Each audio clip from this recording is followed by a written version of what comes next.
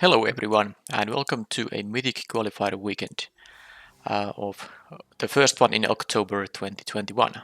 This is the day one event, and if I get to 7 wins here before I get 3 losses, I will get to play also in the day 2 portion of the event.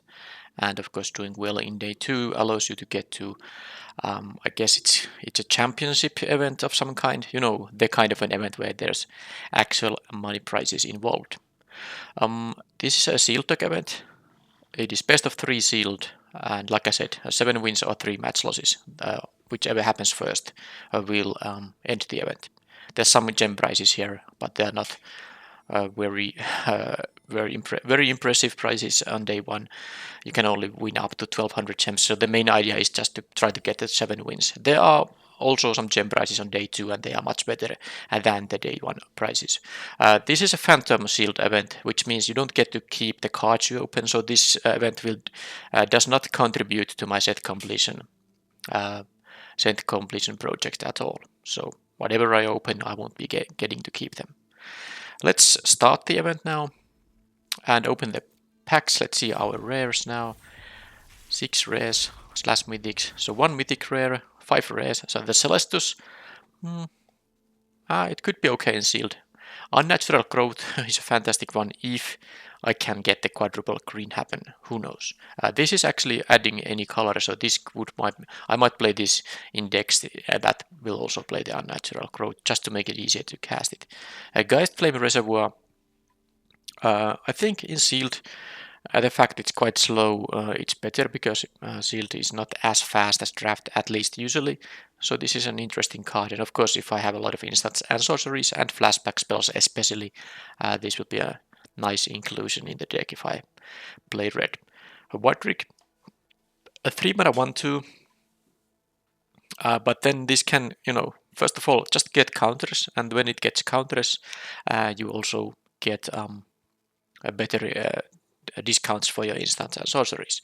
So it's a decent card, but not anything like a bomb rare. It's nowhere near a bomb rare.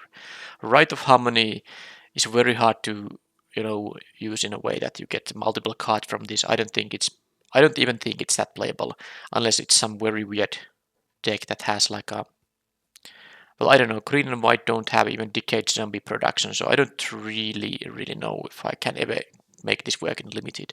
Now Enduring Angel is of course a fantastic card. It's a triple caster though, but still it's worth it. In any white deck this should be played.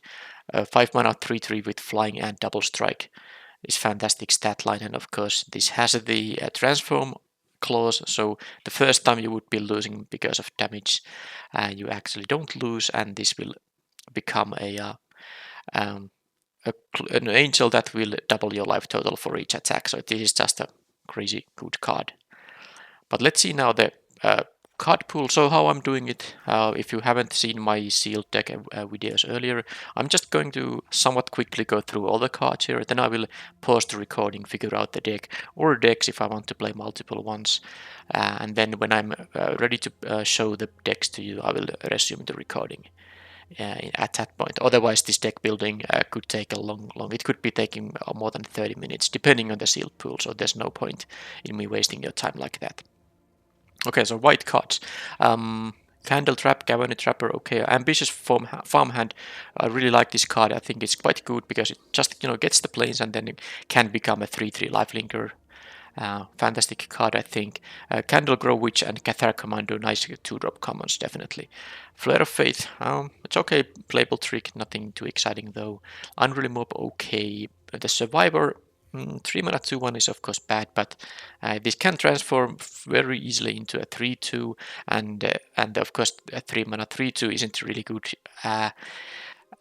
by itself, but you can get your 2-drops back when this attacks, so it's a card I would most likely play in any white deck. The Morning Patrol is a pretty, kind of a medium quality disturb creature. A 3 mana 2/3 with Vigilance is not exciting, but when it dies, you have the option to play it as a 4 mana 2/1 flying Vigilance. It's a nice card, nothing amazing. Ritual Guardian, it's like a curve filler, it's playable, but it's not really a card you actively want to play. Ardrick's Outrider, I have 2 of these here, by the way. very nice 4-drop, I think, because, well, the +1/+1 counters are just, they can be making the game very hard for your opponent. And then there's the Enduring Angel. So white has a number of playables. It could easily, based on this, I think white is a consideration to be played as one of the colors. Blue, there's nothing amazing. Okay, there's Carp Wrangler is actually good. The other cards not so exciting, like playable. And then there's a Falcon Abomination, Flip the Switch, double of these two. Okay, I have 4 counter spells. The bounce spell is nice. Storm Rider Spirit is not so much. I don't think I'm going to play blue. There's not enough blue and there's nothing that is strong. The difference, I mean, there's one exception to that. I haven't seen the multicolored cards yet, so who knows if I have some good blue uncommons. You know, the gold card. It's not uncommons, but, well, they are uncommons, but the gold cards that can be, you know, blue. Maybe that will change my mind, but currently it doesn't seem like blue is going to be played. Black has Duress, a nice sideboard card, but that's all it does. Alright, so removal, very nice. So first of all, there's Olivia's Midnight Ambush and 2 Defenestrates. And I have a decent 2-drop, the Colis Procession. I think it's okay usually, because this will, you know, add up. You get a zombie token here and there. It might be worth 1 card and 2 mana to get those decayed zombies. Especially because I have two siege zombies, so that's of course fantastic with you know, these decayed zombies. I think you get more uses for them. Hobbling Zombie, fantastic 3-drop. Morbid Opportunist, probably the best uncommon in the set. And there's the No Way Out, which is fine. Shady Traveler is decent, but you see a problem here. That's all the black cards. So the number of the black cards is fairly low, and then there's nothing for the late game. Now I could still play black as my main color if the other color has, you know, the late game covered. It's possible, but so far I'm maybe interested in splashing maybe the removal, the Midnight Ambush, the Defenestrates, and of course the Morbid Opportunist is a card worth splashing. But a slight disappointment after all these good cards. When the black card stopping here is really it is a disappointment. Yes. All right. So red has Cathartic Pyre, a really decent card. The Perforator, not great. There's a Thermal Alchemist. I'm not sure how good that is in sealed. In draft, you can draft, of course, cards around this thing. Well, basically, I mean, instant and sorcery spells. There is the Geistflame Reservoir, also, you know, making you want to play instant and sorceries. There's also the Festival Crasher that has the trigger. There's a couple of cantrip instants, so if I am playing red, I could play, you know, with the theme of the instant and sorceries and maybe play the Neonates Rushes, if for no other reason, just to get, you know, these triggers happen and draw a card while I'm at it. The Harvest Tide Infiltrators, these are actually okay. It's the same thing as for the Shady Traveler, because a 3 mana 2/3 Menace is like okay. It's definitely not like clearly bad card. And then sometimes it will be Night, and this is a 4/4 Menace, and that's a really good deal for 3 mana. So most of the time it will also be, of course, be 2/3, but when it's a 4/4 it's very valuable, and the same applies here. So the Harvest Tide Infiltrator, 3 mana 3/2 with Trample, is like okay. I wouldn't play that if it's all it does, but you have the option to, you know, have a 4/4 Trampler when it's Night. So that is a 3-drop I'm actually happy to play. And what else the red do I have? Couple of Pax Betrayal, not interested in those things at all. Unless I would have a lot of sacrifice, ways to sacrifice creatures, but I don't think the black cards really had those, no. But there are, this is interesting, double Spellrune Painter. Yet another card that plays into the theme of, you know, casting instants and sorceries. And yeah, it's really good, especially when it's night. And there's the Ardent Elementalist, which can pick, you know, those things back. And then there's a Seize the Storm. So if I can actually have a reasonable amount of instants and sorceries, I could see red being a part of the deck. Definitely. There's a, I don't know how many cards this is. If I count, I don't want to count the Pax Betrayal because I really don't imagine playing that card. But 1, 2, 3, 4, 5, 6, 7, 8, 9, 10. Yeah, okay, all right. There's definitely enough red cards. So yeah, it is card a color I might be playing. Let's see the green then. The final color: Snarling Wolf, Bramble Armor, unexciting cards, Plummet, good sideboard card, an okay sideboard card. Destroying artifacts or enchantments is not that often relevant in this format, but there are of course some targets for it. Timberland Guide, just a good 2-drop in the sense that you always need 2-drops, and this is not a 2-drop you are sad to play. And Dawnheart Mentor, interesting card. A couple of eccentric farmers, really decent card, especially if you have some graveyard synergy, and even if you don't, you quite often will get the land from this. So 3 mana for 2/3, that gets you a land. Is a fine card, definitely. Howl of the Hunt, and decent trick. This helps you to cast splashes, but also helps with the quadruple caster I see here. But yeah, it's nothing. It's playable. Defender Celestus, decent trick. Candlelit Cavalry, Tireless Hauler. Some ways to have some big beaters. Definitely in sealed you will have more time to play 5-drops, so I would probably play both of these if I play green. Unnatural Growth is fantastic if you can make your mana work, because you can't just play like a 9/8, even a 10/7 mana base with 10 forests. You will not be able to cast the Unnatural Growth always when you have 5 lands. So I would like to play at least 12 ways to get green mana, whether it is something like a Dawnheart Rejuvenator or something else, but just like 10 forests won't be enough to run this card. Rise of the Ants is a fantastic card, I think. You get the 2/3 trees and then some at later moment you might get them again, and the gaining 2 life is can be relevant too. So let's see the gold uncommons now. There are only 3 of them. 2 of these are rares, which I already saw. The Devoted Graph Keeper, definitely a fantastic card, but the blue was pretty weak, so I don't expect to be playing blue-white here. Hungry for More. Well, if I would be very aggressive black and red, who knows? I would probably play it, maybe, especially because a lot of my red cards have the benefit from me casting instant and sorceries, so this I can do that twice with this card, so it would definitely be worth it. Diagraph Rebirth. Well, if I'm playing black and green, I will definitely play it. And splashing this card, probably won't be doing that, but it's maybe something I could at least consider. It's a fantastic card anyway. Yeah, Rite of Harmony, not good. Stuffed Bear, not good. Celestus Crossroads Candle Guide, so not impressive colorless cards at all. Well, that's the card pool, and now I will pause the recording and I will get back when I have some decks to present to you. Okay, I think there are multiple decks I could be playing, but of course I have to choose something, and of course I can change a deck during a matchup.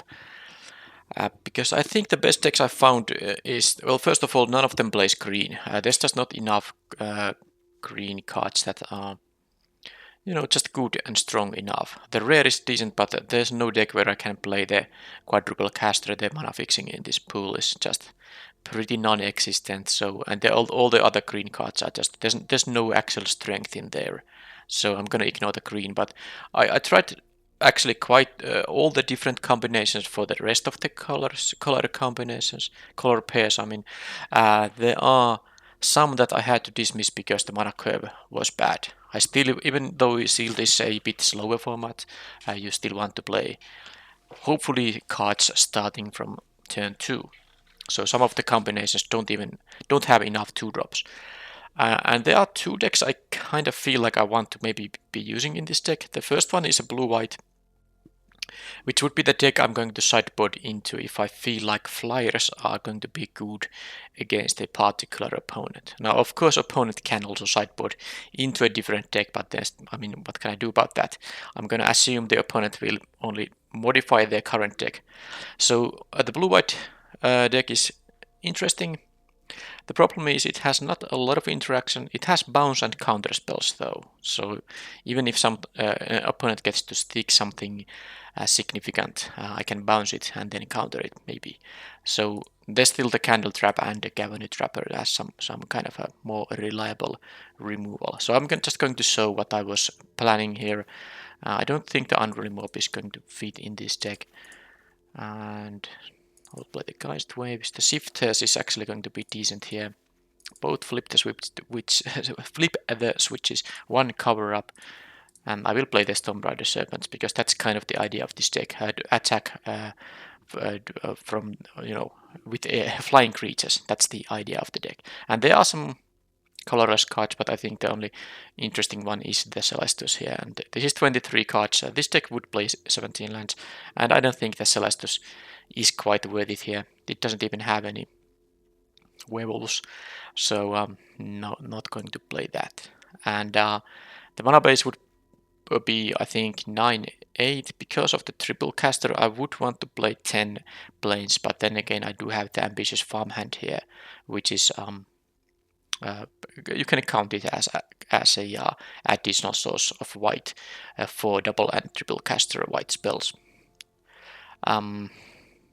But yeah, this deck is interesting. The mana curve is really decent here. I have many 2-drops here, and I have for the Shifters, I have 2 other spirits and 3 cards with Disturb. So sometimes this can even get the counter, and it's not really that necessary. Sometimes you'll just play and loot.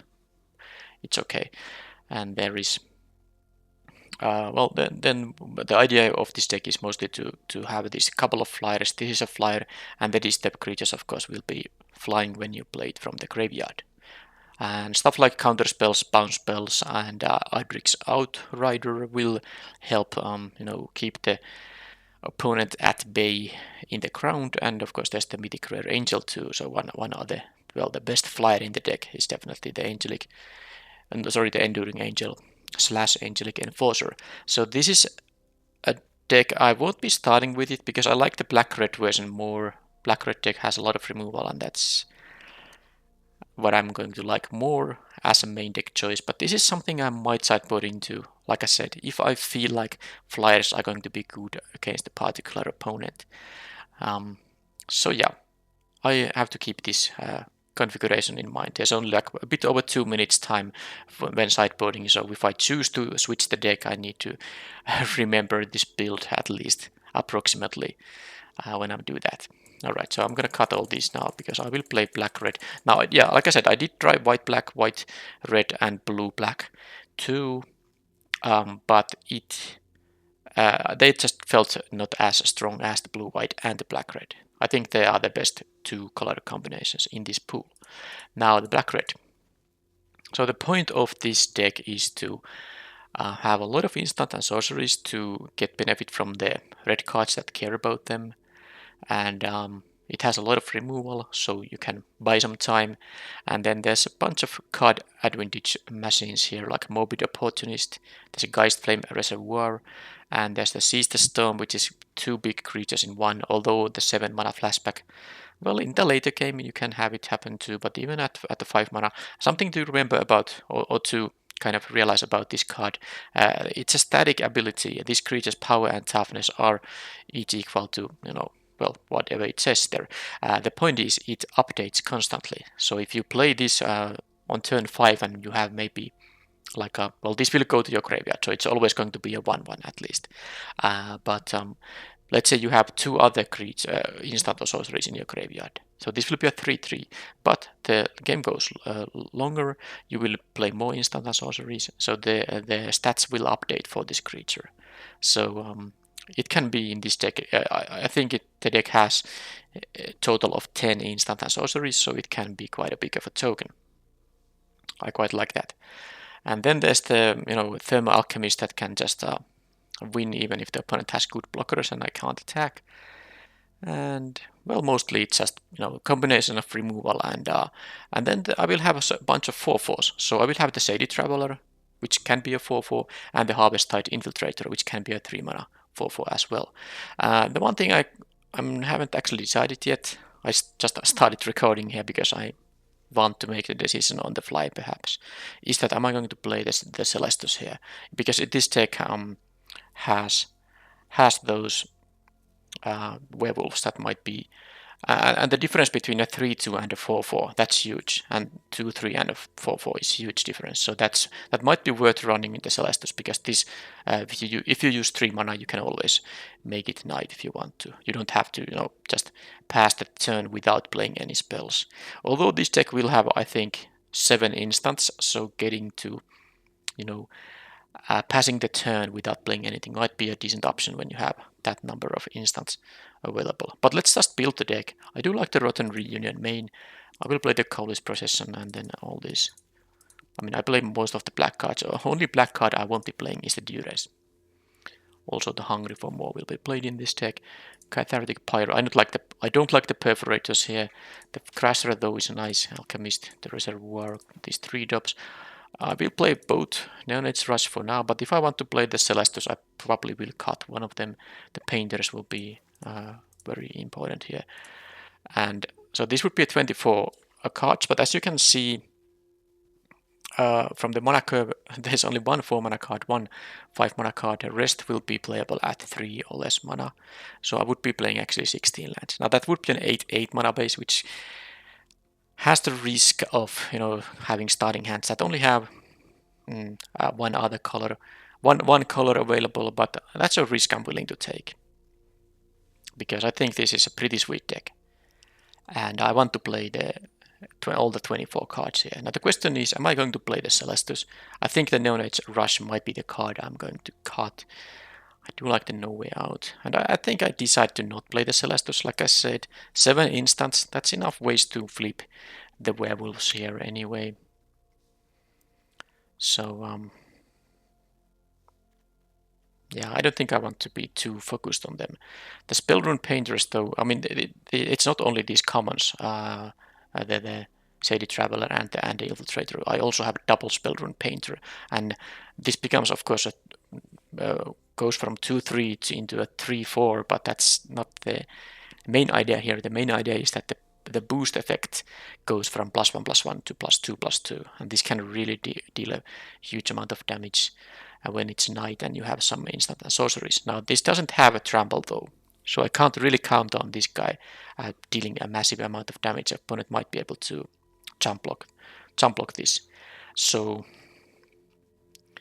there are 5 werewolves. That would be a reason to run the Celestus.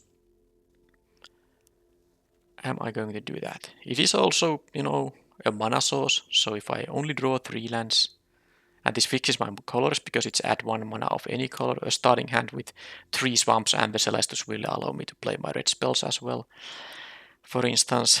So the reason I like the Neonate Rush is, of course, because it's a cantrip that triggers all my instant cantrip, that triggers all my, these things that care about instants or sorceries being cast. That's, of course, the reason I'm thinking about running both of the Neonate Rush. I don't actually have any vampires here because I'm not running the Falcon Wrath Perforators, so it will always be a 3 mana card. But what would I... So let's put the Celestus. What's the cut? Because I'm not playing 15 lands. The Colis Procession, I feel like I have some way to push damage through. I want to make those. And I have the Siege Zombie too, which is nice with the Decayed Zombies. So I want to play the Colis Procession. I have also a bunch of removal, so I can make the Decayed Zombies happen also when I kill opponent's creatures. Of course, you will get those when you trade your... Well, any creature dies. A zombie is going to be created, and it's, of course, nice when you use your removal, you get also an extra zombie as a reward. The Rotten Reunion, it's also double, it's a flashback spell. I like it as a way to trigger my stuff here. So a really, really tough one. I guess the No Way Out. The No Way Out maybe could be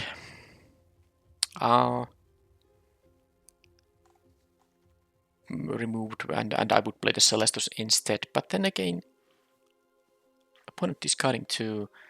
In sealed, especially when people can have some expensive bombs, I kind of like the ability to, the possibility to make them discard a couple of cards. All my 2-drops are too important to cut here. It's really tough. If I play the Celestus...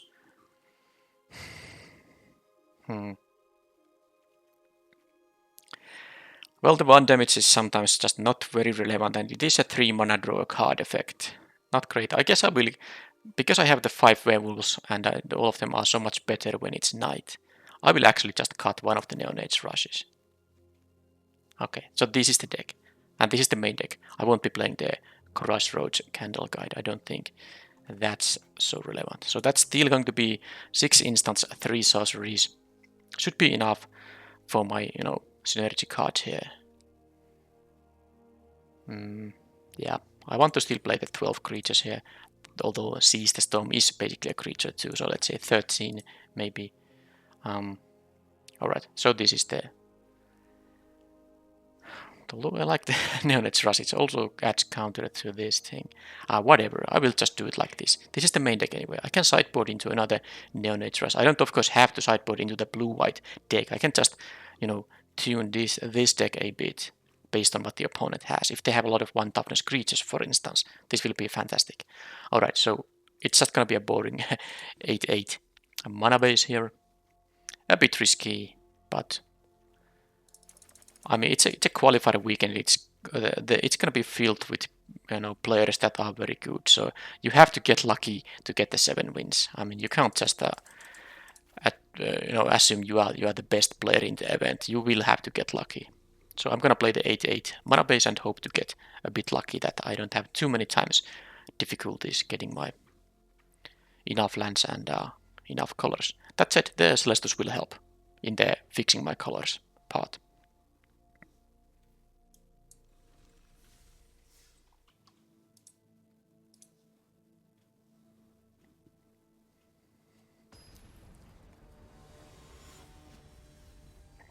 Okay, match 1. It would be nice to get a couple of wins before I start losing, because it is triple elimination, so you can afford some losses, but it also requires 7 wins for the main prize, so I would want to get a couple of those first. Alright, fantastic hand. 3 lands of both colors, 2-drop, 3-drop. Yeah, I like it quite a bit, and I can even make this into a 4/4 quite easily because I have instants in my hand. And the Thermal Alchemist on turn 2 is always fantastic, because then you can just... if the opponent doesn't kill this can deal like a 7 to 10 points of damage during the game, depending, of course, on the length. I have already a couple of triggers for it. The Ambitious Farmhand I will be killing with the Neonet's Rush, but there's no point doing it quite yet when I can just... it's not becoming a 3/3 on the next turn, never.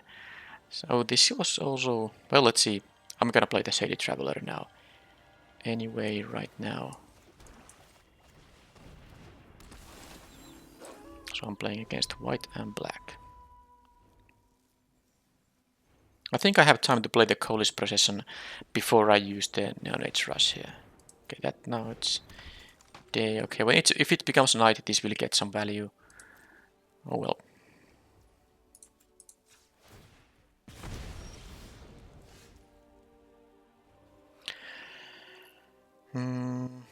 I think I'm raising here, so I'm going to attack here, even though they can attack for 3 back. And then I will play the Coalish Procession.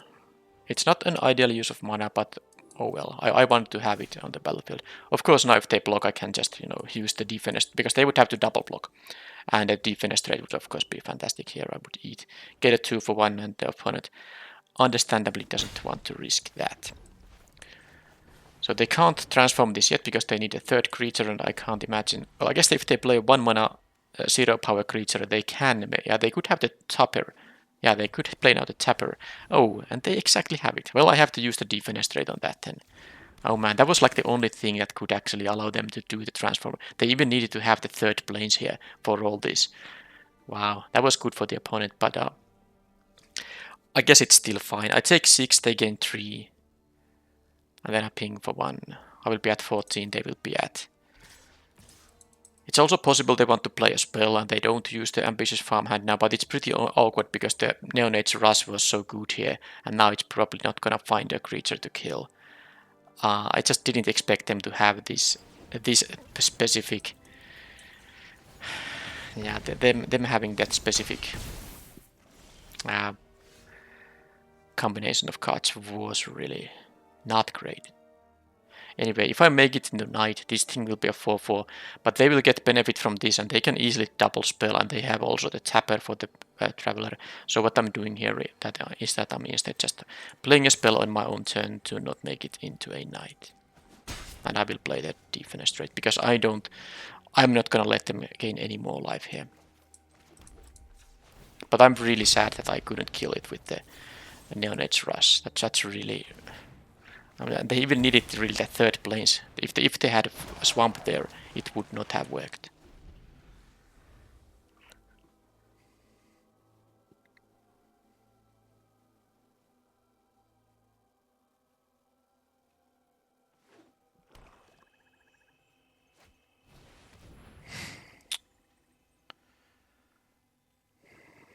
Okay. Okay. That was amazing. I lost the hobbling zombie here. I lost the cantrip ping, which at least, would have given me extra damage from that thing. They even have 2 mana up now. That was huge. That was just insanely good for the opponent. That was insanely good. At least I have the Midnight Ambusher, which I'm not even sure if I want to kill the Tapper or not.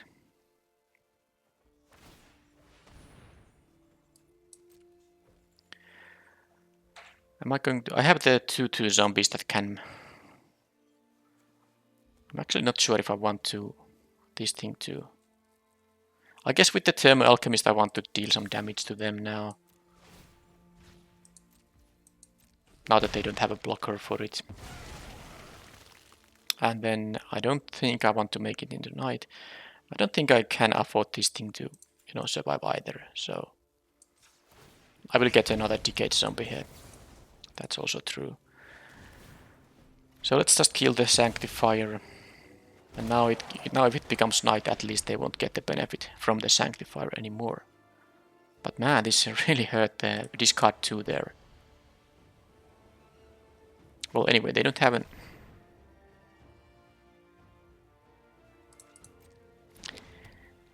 Defenestrate doesn't work against that. Do I have anything against that? I don't think I have. It has lifelink, so raising is impossible now.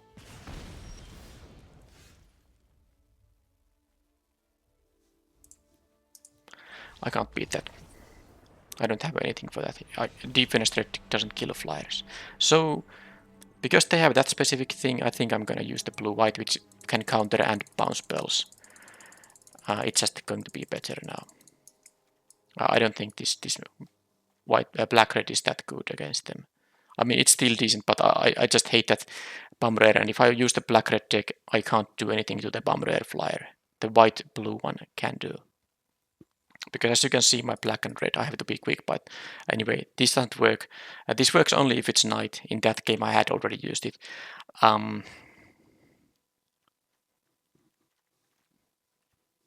Yeah.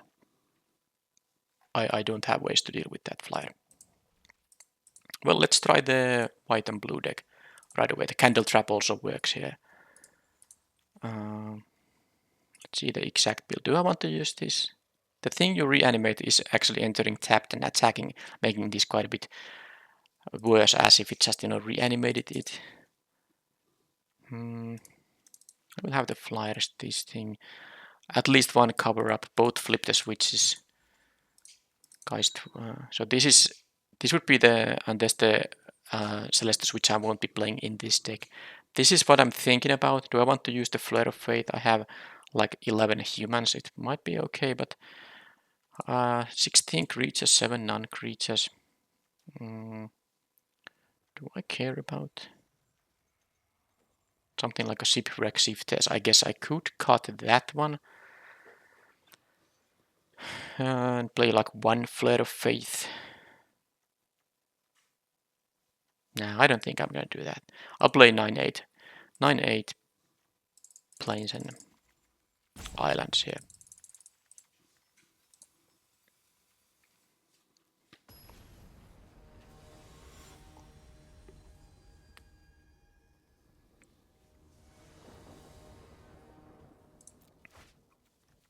Okay, at least a hand that is quite decent here.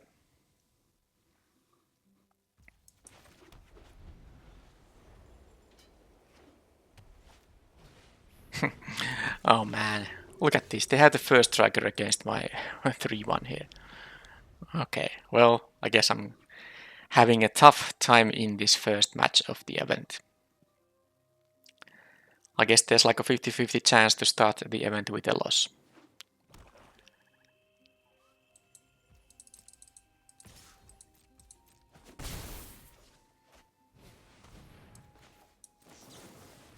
Okay, and they have this, look at this start with these good uncommons here, especially the first striker is good against the Cathar Commando here. So, can't say I'm too happy about the situation.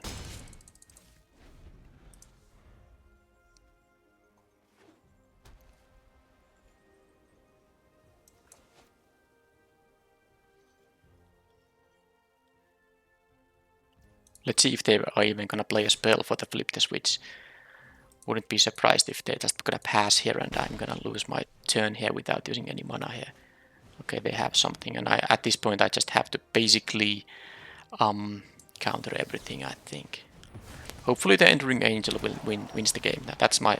Oh, come on, I don't need an island here. Islands are all very bad now. The question is... I have a Scarp Wrangler in the deck, so the zombie would be a reasonable card to play. I could bounce the Cathar Commando to, draw a card. That's what I'm thinking here.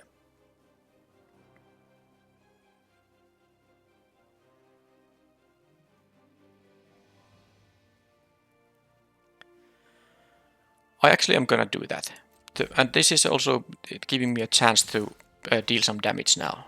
Because they might not block in some word. If they are, I'm just gonna bounce it. So let's do that. Draw a card.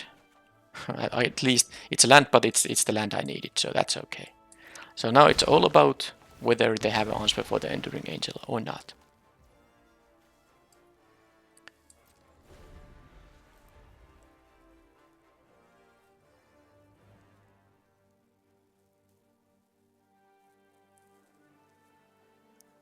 Because if they do, they have what, 6 cards in hand. I have only 2 spells, even though I have 5 cards.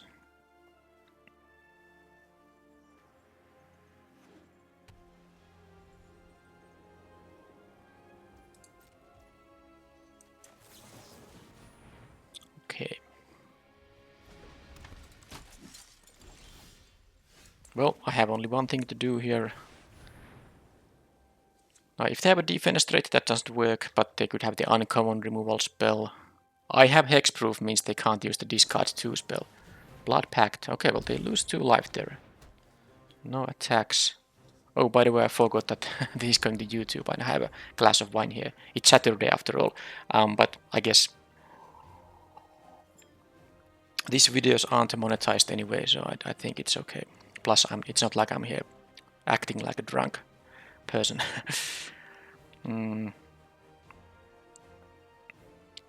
Alright, so let's see if they have their own angel. This will trade with it, but I don't want to trade with it because they would gain 4 life and then I would have nothing. I just hope they don't have it. Okay, the Revenge of the Drowned is actually quite okay here. So they choose to not do anything. They must have something, but I wouldn't want to bounce my own creature with this, but I mean, it's something I might have to do. Oh, they have no removal. What are they doing then? They might have like a mass removal effect. What do they do here? Another blood pact or whatever?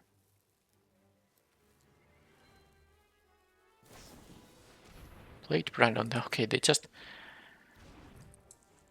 Why didn't they do that earlier? They might have drawn something that... I mean, they still wasted 3 mana there. Celestial Sanctifier is okay. I mean, I'm winning this game. They don't have a Coven yet. Even though they have 3 creatures. There's no point using the Revenge of the Drowned. I'm not gonna attack with the Commando here. So are they gonna go to 1 here now? They have so many cards in hand and they're not doing anything. What is in their hand? I think they might have the discard 2 spell, you know, because I have hexproof currently. It is now night. Okay, they get this thing because, but I didn't want to use this on my own turn, and there's no way. So they get to choose from 2. They drew the other one. So is that an answer? It has to be a removal spell. If it's a flying blocker, I can bounce that thing. Okay, the Entering Angel actually went the distance. And look at the amount of flooding I had here. So that's total of 9 lands and 26 cards still left in the deck, which means I actually drew 5 spells and 9 lands. But one of them was a double striking angel and they had nothing for it. Okay then. Well, I think I'm gonna use the same deck. They have a Blade Brand, good to keep in mind, but it's actually quite fine with the number of bounce spells I have here. Now, do I want to use the Devious Cover-Up though? Because they have this instant speed interaction. But what would I be cutting? Now the thing, the counterspell, the reason the counterspells are actually quite okay here is that I have a couple of flash creatures. I can, you know, keep mana up. If there's nothing worth countering, I can then play a Storm Rider Spirit, or who knows, maybe something like a Revenge of the Drowned. So of course the value of counterspells is going to be better when your deck has instant speed interaction, instant speed effects, you know, beyond just the counterspells. But yeah, if I would... Now how about the Flare of Faith? I'm just trying to figure out if that kind of trick is something useful here. I'm not sure if it is. I just don't think it is. Cover up. Maybe it's too much to play 2 of those. Like the Shifters. Fine, I'll play the same configuration exactly.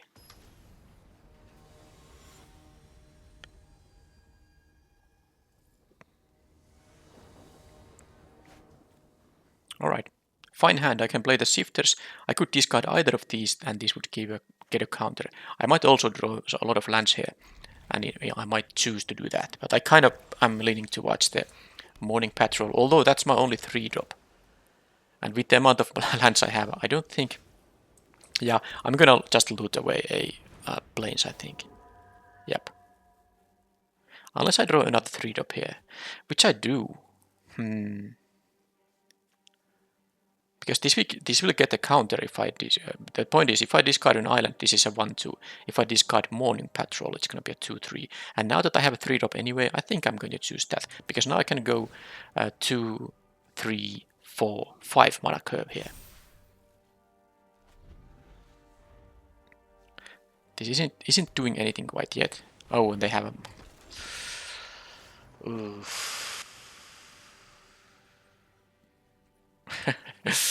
Okay. That is a really nasty card. Can't imagine them blocking here. So now I'm in trouble. The Outrider won't get triggered, by the way, when the disturbed creature dies, because it goes straight to exile. Geist Wave. Okay, well, now with them having open mana, I'm just playing the Outrider here and see what happens. There's nothing this could even return, but it has to be a mana value 2 or less. This has mana value of 3, you know, the actual card. So, yeah, no attacks now. When they have open mana, they would be blocking anyway. Blood Pact, okay. So, now I know I could have played this flying creature here, but it just felt like I want to have the Outrider here down. If any of these die, even the Outrider itself, I can give someone a counter. And next turn I will pass with the all mana up, playing the Storm Rider Spirit. I just hope they don't have the black and white rare angel with lifelink. I have a bounce spell, but I don't have a counter spell yet. I have 3 counter spells in the deck.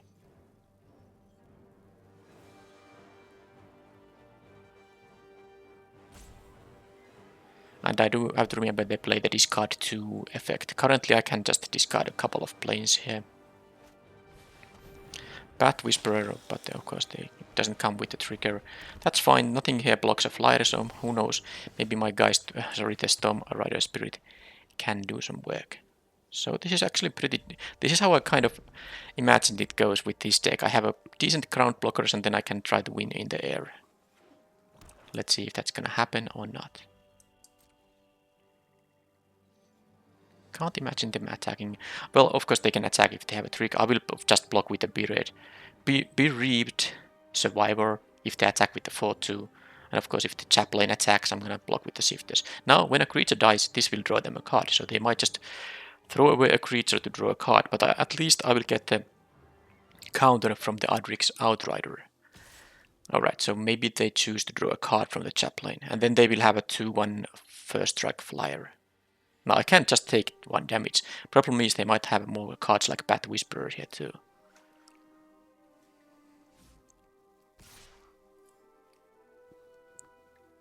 Okay, I guess I'll give them their card. Now this would become a 3-2 when some other creature dies. So actually, yeah, I kind of forgot this has that mode. And then it can return the shifters back. Yeah, yeah. Well, I mean, obviously I will do this. They'll get a card. I'll get a counter, and this will transform. And I will give the counter. I know I could have played the Storm Rider Spirit and give the counter to that, but I think the 3-3 is good enough here anyway.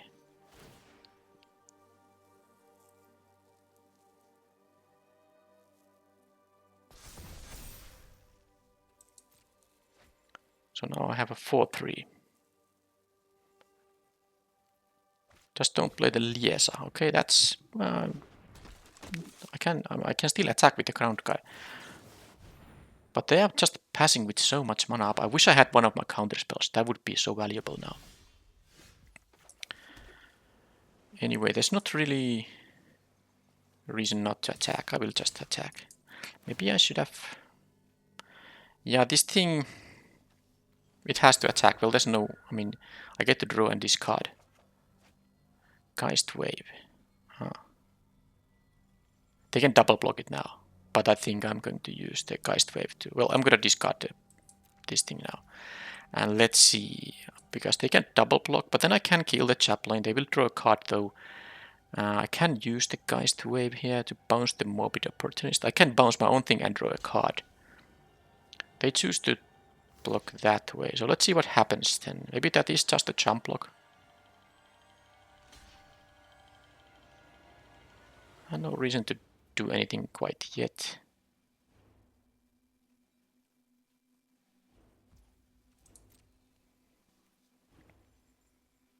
Pump spell, Blade Brand, I will have a Geist Wave on that. Yeah, it has a reward, but I mean, I'm not gonna want to lose my guy for no reason.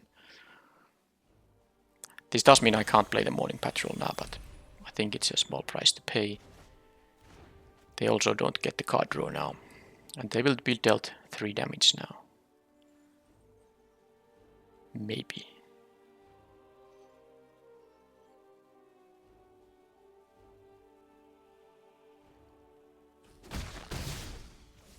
And I have my Geist Wave up here. Okay, so Storm Rider Spirit currently going to win the game. Now they have a tapper for it, so but I guess if they tap, I mean they also need something for that 4-3 here. More of those. All right, all right. That's nasty. That certainly is nasty. Well, let's see what I draw. Just a land. Now that's a disappointing thing. That surely is. Now the Morning Patrol is quite bad now because the first strike has... Because they're gonna make first strike flyer here. Well, let's see what they do. I'm guessing they're gonna tap the Storm Rider Spirit.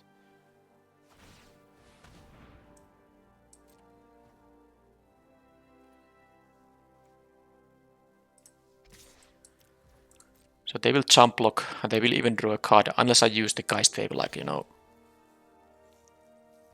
I could bounce the Morbid Opportunist now. They have another Blade Brand. Plus Defiance, okay, well, I mean... I guess I could, and I should now maybe... Because this doesn't draw a card or anything.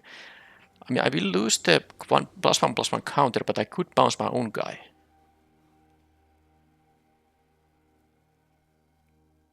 To draw a card.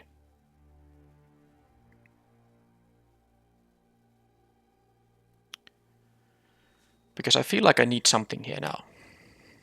The 4/3 won't be... If I bounce this thing, I still have just the 4/3 here.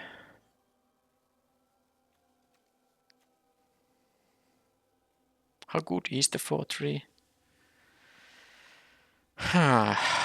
That's a tough decision, actually. I kind of want to draw more cards now, just get something that does something.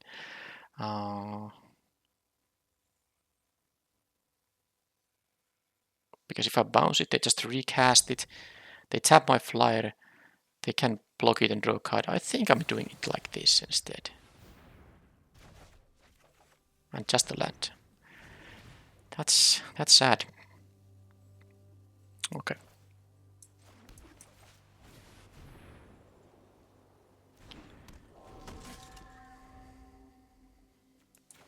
I need to draw some spells. Also my counter spells, the ones that make them pay for mana, start to be less good now. Although they have the mana sink here, so maybe they will counter some bigger things at least. So they're gonna attack and in hopes to draw a card. I'm taking one. Now this is going to punish me if they have something that cares about me losing life this turn. Maybe the bat thing, you know, this bat whisperer. But I'd rather just not let them draw a card. Okay, they have a... Oh, man. And that bat is going to be able to block the apparition here. Okay, well, Scarp Wrangler is decent here. They have a tapper for my 3/3. Yeah, this is... them having all this value. It's a bit too much, I think. Yeah, I hope to at least deal 2 here, but that doesn't happen now when they have the 1/1. I'm not playing the land. Or maybe I am because I'm playing all my spells. Because they have the discard 2 thing in their deck, but... Now that I have only 1 land in my hand. Anyway, I'm just doing this. But the good thing is I can start tapping their stuff. End of their turn. So I can actually start attacking with the Stormrider Spirit now. They haven't drawn a card from the Morbid Opportunist. Or did they draw like 1? I think they drew 1, yeah. Kroll cannot find anything to return because they have nothing yet. So I will let them attack. I don't think I care. The Bat Whisperer, I mean, they can attack with that. And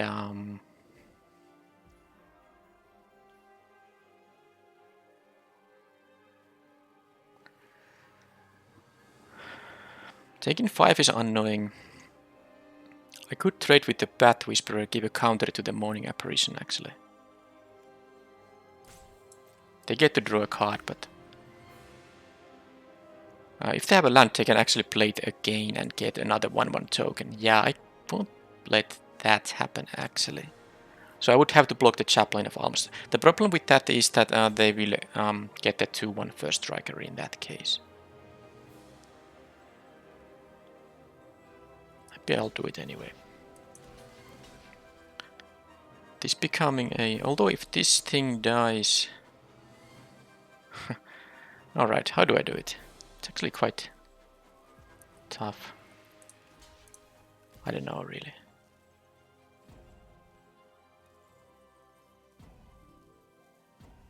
I'll do it like this. I don't think the Survivor is gonna be that great.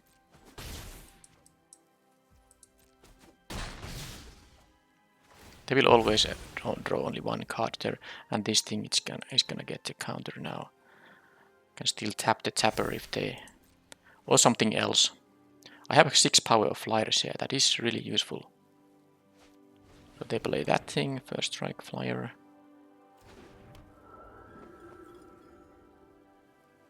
And it has ward 1, so I can tap only... Yeah, they have the Gavony Trapper here, so do I have to actually tap the Sealed Geist? Well, if I... yeah, because otherwise they might double block.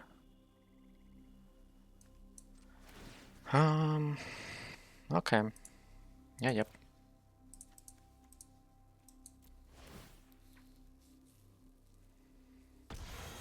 Maybe I won't find my other Storm Rider Spirit. Or the Mythic Angel is one too. Or how about the land? Now that's a good one. So now let's see who are they gonna tap. Are they gonna tap someone? Storm Rider. I think they should tap them Apparition because it has Vigilance. Because it's relevant. Because well, I guess I had 3, things here anyway to use for the. They are jump blocking. Oh, are you saying they still have some interaction there? Just jumping for fun. Oh, they get to draw a card. Well, that makes also sense. But I guess that's the 1/1/1 I don't have to care about now. Well, sadly I have 10 lands, 11 in here, so I have 6 lands and 15 spells left in the deck. Maybe I will find some spells. Okay, I will lose an island here. Fine. Well, I can't tap that thing, but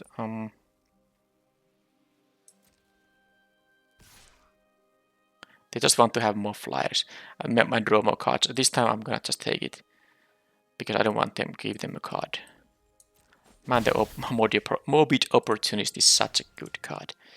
Yes, well, I have mana to, pay the ward costs. But I really need something now. And if I draw a counterspell right now, I'm gonna be so angry. Okay, Morning Patrol. So this thing has first strike. That is problem. And I'm not going to tap this thing to attack for 6 because that's just not enough. Alright. So them having all this stuff, I mean mostly the Liasa there, is going to make it very hard for me to beat them. But I guess if I just keep drawing creatures, I will eventually be able to tap 2 creatures per turn. Because whatever happens, I will always have to tap the Liasa. If the Scarp Wrangler dies, like so, well, I did my best. I mean, I think I did my best.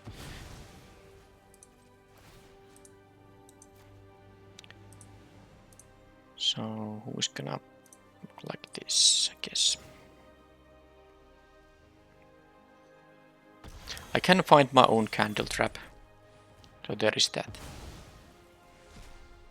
But yeah, having all these lands here, it's a bit tough when they have the bomb. The 4/5 flying lifelinker here. Falcon Abomination doesn't work. Because now they start getting 4 life per turn, they have a tapper up and that. Well, I lost to the Liasa. 2 games to Liasa, that's normal. And that's also the reason the white-blue deck isn't that great, is that it doesn't have that much interaction, but the black-red deck, even though it had removal, it didn't have the kind of removal that could beat the Liasa.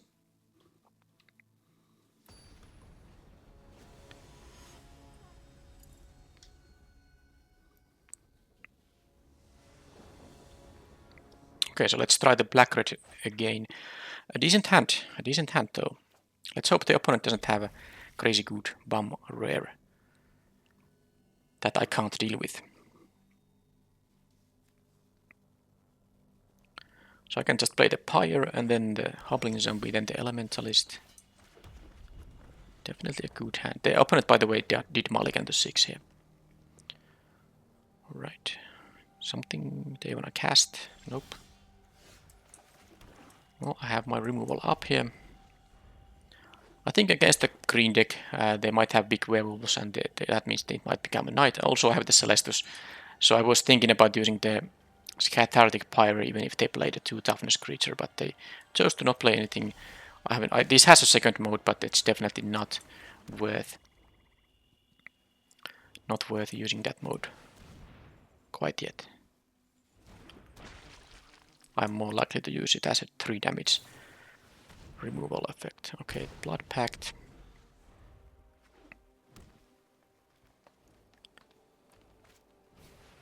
Curse of the Leech. This is really good, isn't it?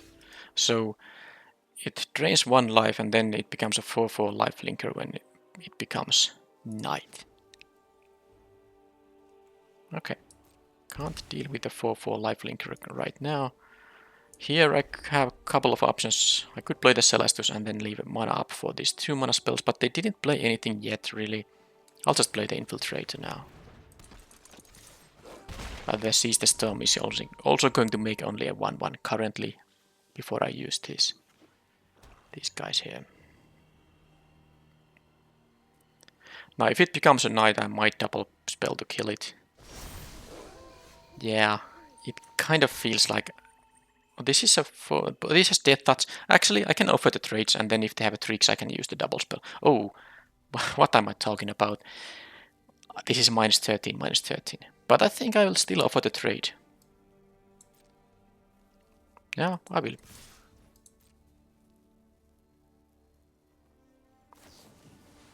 Bounding Wolf. That's fine.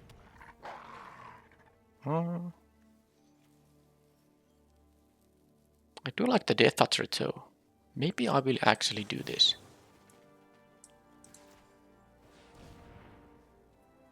Or they have a... Okay, they had something maybe, but anyway. They didn't use it. And now I'll just kill this thing. It will become actually a day now. This will become a smaller creature, but if this works, that's all I want. It's -13, -13. Pump spell isn't gonna work. They might have a fight spell. That's what they can have to kill the Assailant here. Blade Brand. Okay, they wanted to draw a card. Sure. Liberator. Bramble Armor. Well, I will offer the trades here now. I don't want them to kill the Celestus because this has a looting ability which will be good later in the game. Now, I can just play the Elementalist and kill this. That's actually...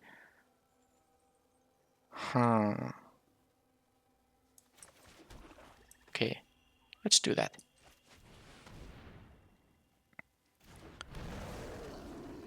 Cathartic Pirates, it's now day, so it won't be anything. The other one will be only a 3. A -2, -2. Doesn't kill a 3 toughness creature, but let's see if this works. If not, we'll see. Okay. Seems like I have an easier time here, and I think I'm not going to play the blue-white against this opponent. I like the defenestrates against green decks because it's such an efficient removal against something like a 5 or 6 mana card. The only tuning is that am I going to want to change something here? It's like play like a Stolen Vitality, raise the effigy, which can kill the equipment I saw there, but is that important? I don't think it is. There's no 1 toughness creature here. This is an enchantment during day, but I don't... Yeah, well, these colors don't really have enchantment removal. Not in this set. Black nowadays can remove enchantments, but I don't think there's anything in Innistrad that can do that. So I guess the Stolen Vitality is interesting, but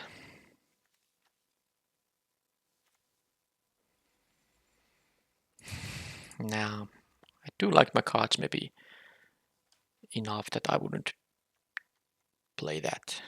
Yep, I'll just keep the same. The Rotten Reunion. Does that find something worthwhile to exile?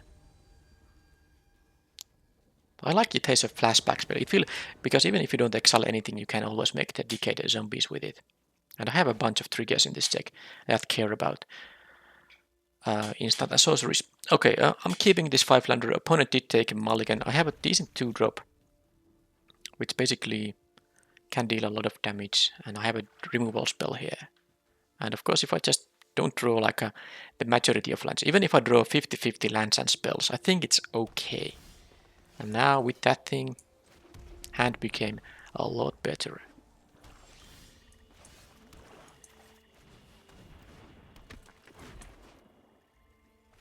They have something for 2 mana. Well, that could be a lot of things. Hobbling Zombie. Yeah, well, let's not use the kill spell quite yet. Let's try to get some cards from the Morbid Opportunist. Now, I won't be blocking this because it has Death Touch, but I guess I can take 2.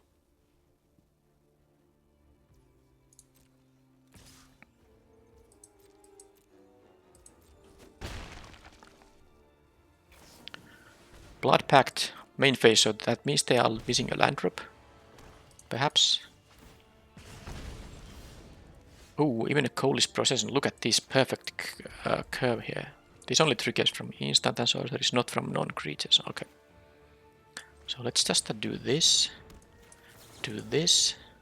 Oh, well, I still have the... Yeah. Now the Magic Arena does give you priority when this trigger goes to stack. The untapped trigger, I mean.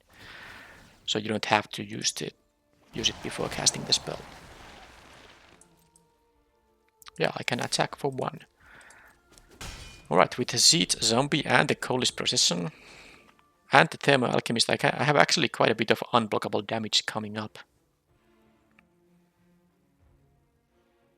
I don't have a lot of else going on though, so if they have a bunch of removal. Well, the first removal they're going to use has to be on Morbid Opportunist. And of course there's a nice synergy with these Decayed Zombies and the Opportunist. But I also kind of want to keep these things around for the Siege Zombie, but drawing a card is so valuable that... Let's see if they're going to have a removal spell on the Opportunist now.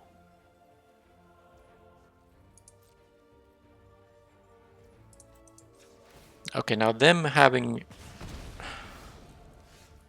no way out. Alright, so I'm kinda on the fence here now. Because if I attack with this thing and they kill the Morbid Opportunist,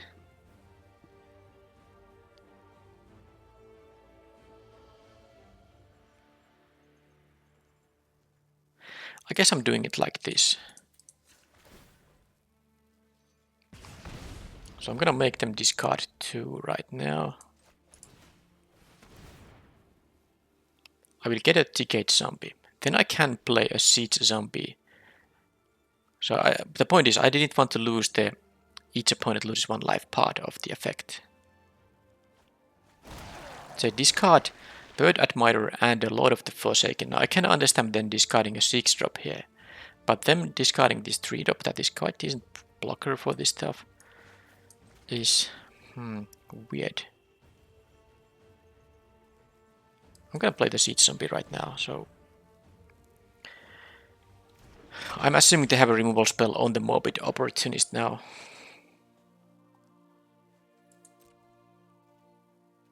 So if I attack with both of these...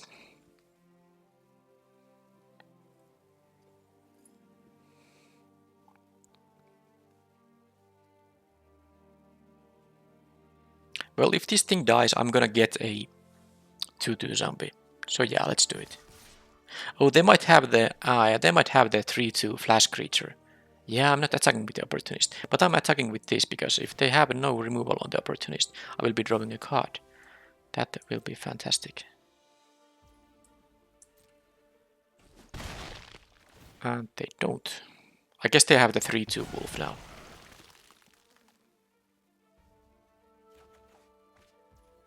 Okay. So I can still use the Alchemist and the Siege Zombie here. And they have a Bounding Wolf. Yep, that's the Bounding Wolf there. Okay, I'm in a very good shape because I have 2 unblockable damage and they are not in a position to raise me. If they attack with a 3/2, I'll just take it. Oh, that explains why they chose to discard that thing. Digraph Rebirth on that thing. Well, that makes things a lot harder. A lot harder now.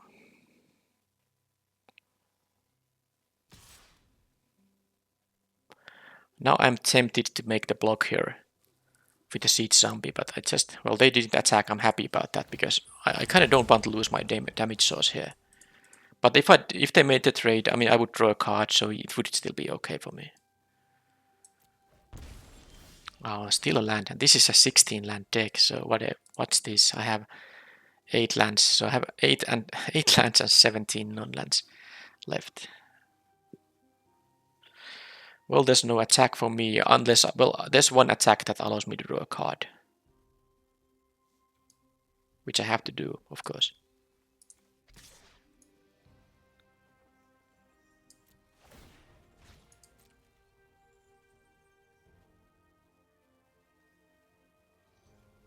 I wish I had a blade brand in here. That would be so good. Oh, they even trade with that thing. Fantastic. They didn't want to take 2 here. They lost the wolf now. That even triggered the morbid opportunist. Alright, so this is a good one. How many? 1, 2. It will be a 3-3 for now. So I think the hobbling zombie is more important. This doesn't have a lifelink. That's a good one. They can't really use a lot of life for this thing when they're at 9 and I'm having this stuff that I have. I can't double spell, so I'm thinking about the Death Toucher here. I think I like the Death Toucher slightly more now. Even though it's less impressive use of mana.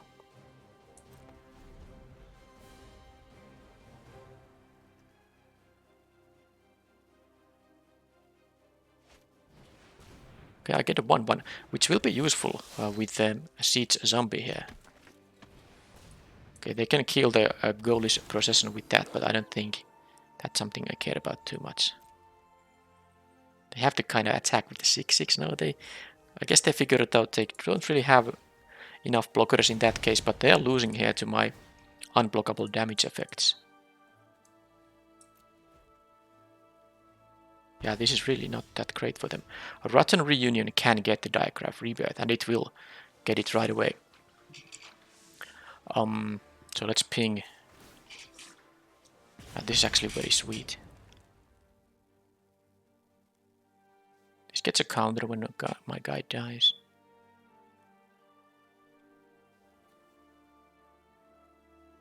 Don't know why I did this thing right away, but I did. Whatever. I'm gonna attack with the Death Toucher here.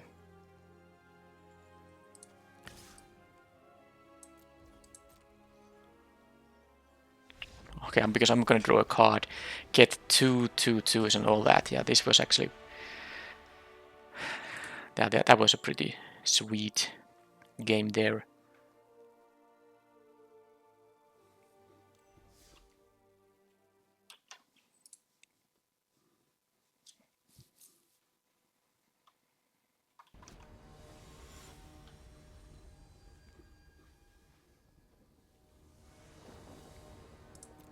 Still going first, and again pretty decent hand because of the morbid opportunist and removal. But of course 5 lands not great, but with these 2 cards I should keep it, and I probably won't be playing this on turn 2 because I want to draw a card from the opportunist. Should I play the Spellrune Painter? Let's see what the opponent does. Nothing yet. I feel like I want to play the most aggressive card first. They have a what spell? Siphon Insight. Okay. They get 1 card they can play at some point, and then at some point they will get another card. So it's basically a 2-for-1, but with some selection and well, get some card from me. Maybe that's not such a bad thing. Alright, so next turn what I can do is play Morbid Opportunist and a Midnight Ambush. I could also just play the Hobbling Zombie right now.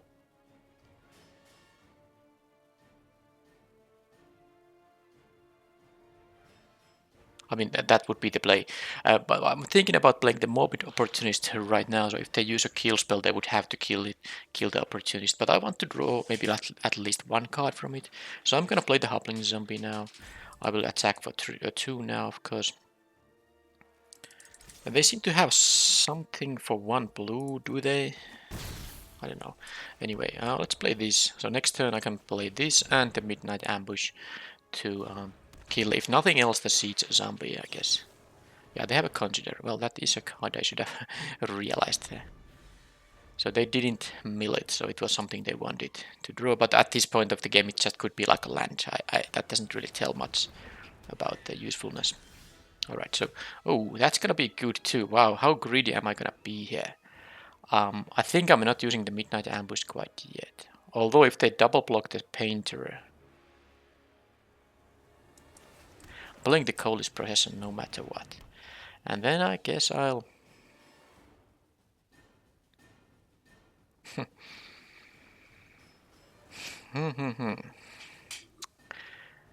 I'm attacking with the hobbling zombie, I think. Okay, I'm gonna do it like this. I'm going to do it like this. If they trade with the Gale Drifter or the Siege Zombie, I will get a card and 2 Decayed Zombies. I think they're gonna take 2. Now I could have attacked with both, but I kinda don't want to trade with the Gale Drifter. This is much more powerful later on. Although I would have drawn a card and gotten a zombie. Well, let's see now if they're gonna kill the Morbid Opportunist right now. Do they have like a Bat Whisperer? They have a Siege Zombie and nothing else. Okay, No Way Out will be quite decent too. So am I going to now start... I mean, I'm gonna pump them. I'm gonna pump the Spellrune Painter, so I'm gonna do this right away as the first thing. They have 4 cards. By the way, was some of these mine? Yeah, this is mine, because I don't see the Exiled card anymore. So this Siege Zombie is mine. If it matters anything.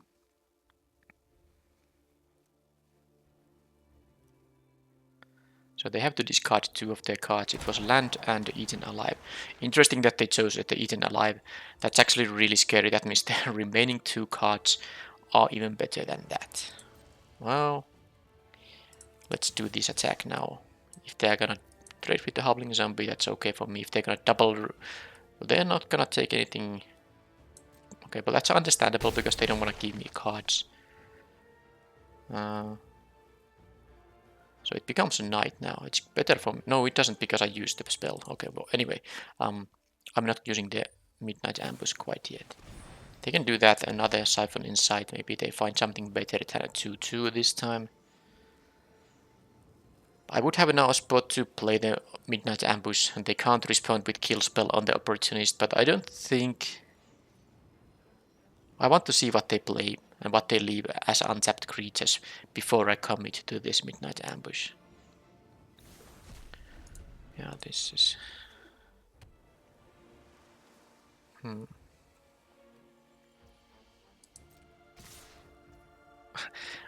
Do they have a mass removal effect? No, well actually... No, that doesn't mean anything. Because they're gonna make this attack anyway if they don't need blockers. So let's just prevent 2 damage. They could still have a mass removal effect. Okay, they have a Drowned Amalgam. They will mill 3. What will they get milled? Well, I milled 3. I don't think that matters. I mean, that might be even good. Oh, they look at these cards. That's... Alright, it's not night, so this thing doesn't do anything. Oh, what a draw. That was an insane draw. Man, what a draw. Wow. That was lucky. Oh, and even another creature here. Now they actually need the mass removal effect. Do I want to leave something to block? I guess I have the 3-2 to block. I deal 5, 6, 7, 8. Yeah, I'm at 12. They are having here, what, 7 damage coming up. But I can still, just trade. And I will trade here, of course, because I will get a card and a Decayed Zombie token. And if they attack with all, that's... I mean, I guess they just need to have the Mythic Rare Black card mass removal effect now. I don't think my deck has anything that saves them. So whatever they took with this thing here shouldn't be able to help them now.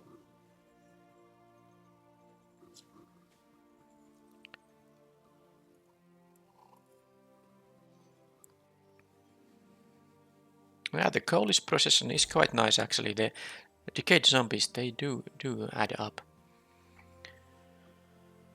in quite a few games. Also Morbid Opportunist, pretty good. But yeah, the Defenestrate top deck, especially because one of them got milled. I had like 1 Defenestrate left to kill the 3-6. That was insanely lucky top deck there. Neonate's Rush, they draw a card. Oh yeah, that was mine, yeah, because they don't play red. Okay, that was the card they got from me, and then there's a Siege Zombie, which I almost could use to kill them. Because I would have 6 creatures I could tap. Let's see. How does it work now?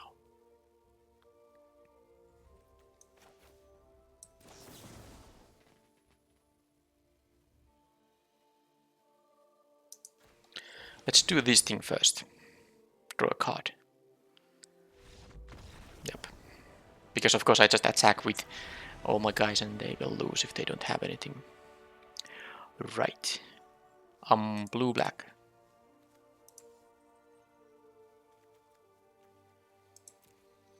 Yeah, I want to play the black-red deck still. Do I want to have a duress? That's what I'm thinking here. Eaten alive. Siphon insight. I think that's a pretty low amount of targets I saw there. So black, red, and colorless are now the relevant cards.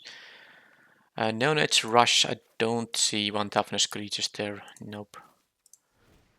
So do I want to cut the other one? No, I want to have the... I want to have them cantrip spell here for my triggers. And I raise the effigy. There's no artifact there. Nope. Stolen Vitality. Is there something that is really bad? I don't think the sideboard cards are that interesting. Yep, that is it. I'm gonna play the same deck now.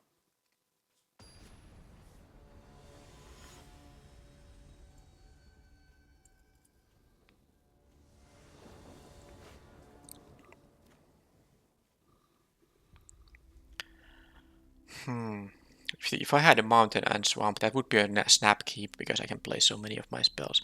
But I have the coldest procession and defenestrate. If I draw the red, I have only 8 of them though.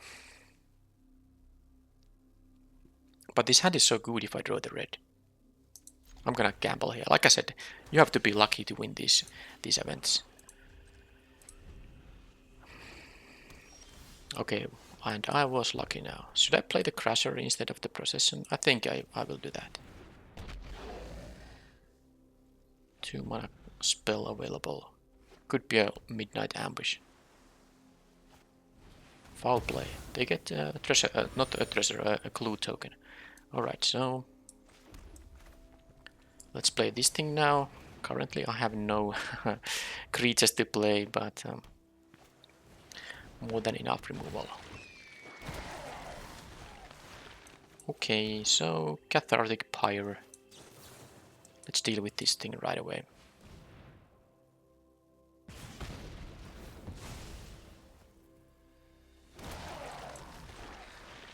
And now if they have something that works from the graveyard, I can use the Rotten Reunion to get rid of that thing.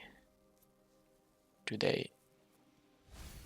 Okay, they just have a Siege Zombie, which I'm not going to. I don't need the Decayed Zombie right now. I'll wait until I get something good to get rid of with this thing, or if I get some triggers for them. Oh, that is horrible. Because that's gonna win them the long game. Well, I mean, it's what it is. There's nothing I can do about that now. Might be going to game 3 just because they had that. And I have no creatures here. Now I have the Seize the Storm, which will give me like a very small token here. But it will increase in size. There's no point attacking with the 2/2 yet. I might find something like a Siege Zombie. Oh, no blocks. Do they have a Bat Whisperer or something like that? We will see. Arrogant Outlaw works too. And they draw a card. Yeah, this thing actually wins them the game. That's just, it's so miserable when the opponent gets to draw so many cards. Anyway, what I need to do here is I just need to raise them. Kill this guy, attack for 3, play the Infiltrator. Get a Decayed Zombie here. Maybe I should attack with the Decayed Zombie too. Fine, let's start attacking with them. But they are only at 7. I mean, they are still at 17. So, and they're never gonna run out of cards. Now I will have another Seize the Storm token coming up, and the Rotten Reunion will offer me another size increase for these things. But well, let's see what they do. They have only at most 6 mana available this turn, and I have the better board than they do. Sadly, any big creature like that, I need to be lucky and get my defenestrate now. I mean, if I draw a defenestrate now, I would like that. Come on, defenestrate. The Celestus. 4/4 Trampler, that's not enough. That is not enough.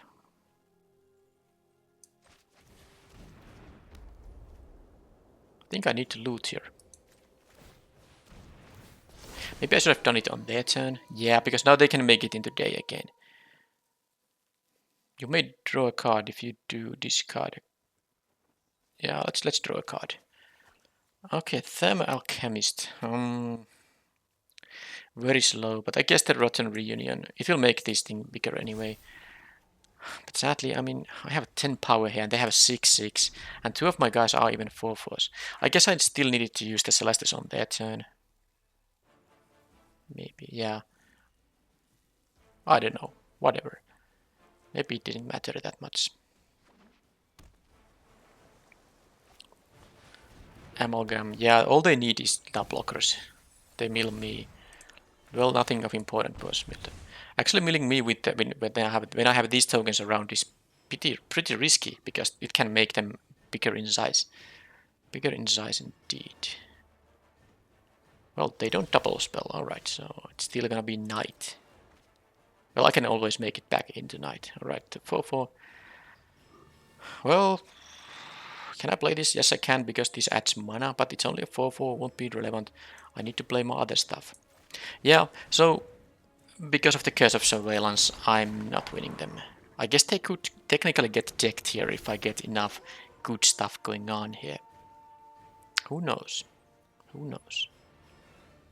But let's just go on. I did double spell myself, so it will become day now. Siphon Insight, so they're gonna try to deck me as well. Well, I mean, they're gonna be the ones that is gonna... Oh, I get to... Yeah, because of the Celestus, it will always trigger when it becomes... it's not only when you use the 3 mana ability, whenever day or night changes. The last ability will trigger. Now I will gain 1 life and draw and discard. I have no cards in my hand, so whatever I draw is gonna go to the graveyard right away, but I think that's still more valuable. That would have been good though. Well, because it could have been something that, you know, boosts these, I mean, sees the storm tokens here. But, well, let's see.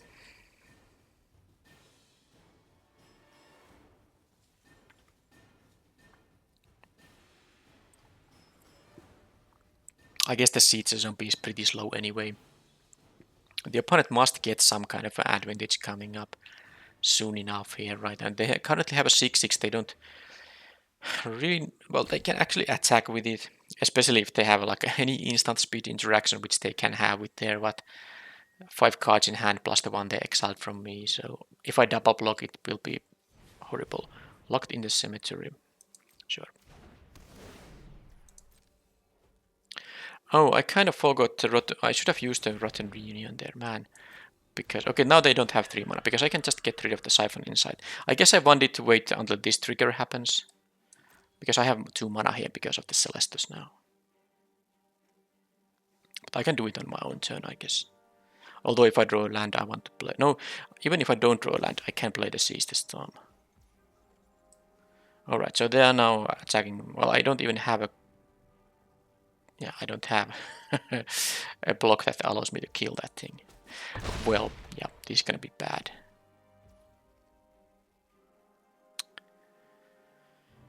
Fine. Fine. Defenestrate. Neonate Rush.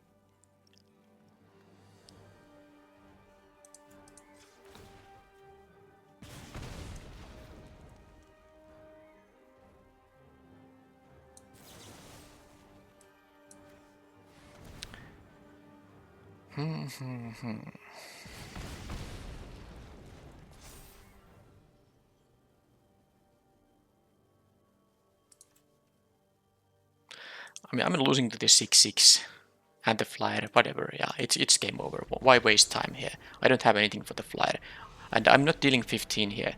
The Curse of Surveillance, that was Really nasty. Now, is that the reason to play the blue-white deck? I learned more about their deck. How good are going to be my flyers, which I have in the blue-white deck?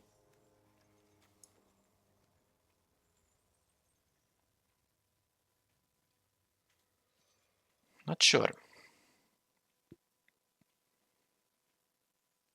Counter spells. I do like the black-red deck. But, yeah, I think I'm going to play the black-red deck, and I don't think I'm going to still make any changes here. Stolen Vitality will be something that allows me to push through against something like a Drowned Yard Amalgam, though. Should I play like one of that?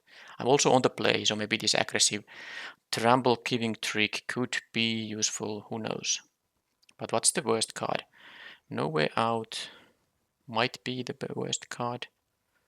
Fine, let's lose that and play the more aggressive card.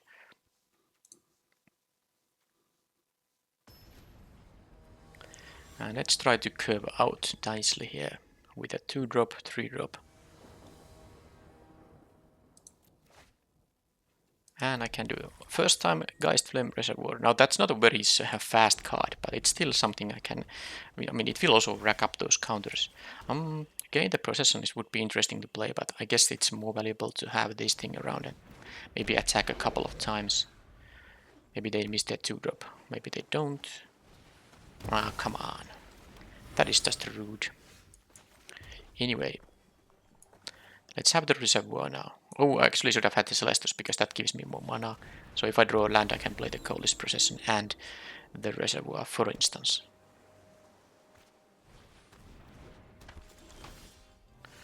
Didn't draw a land. Infiltrator.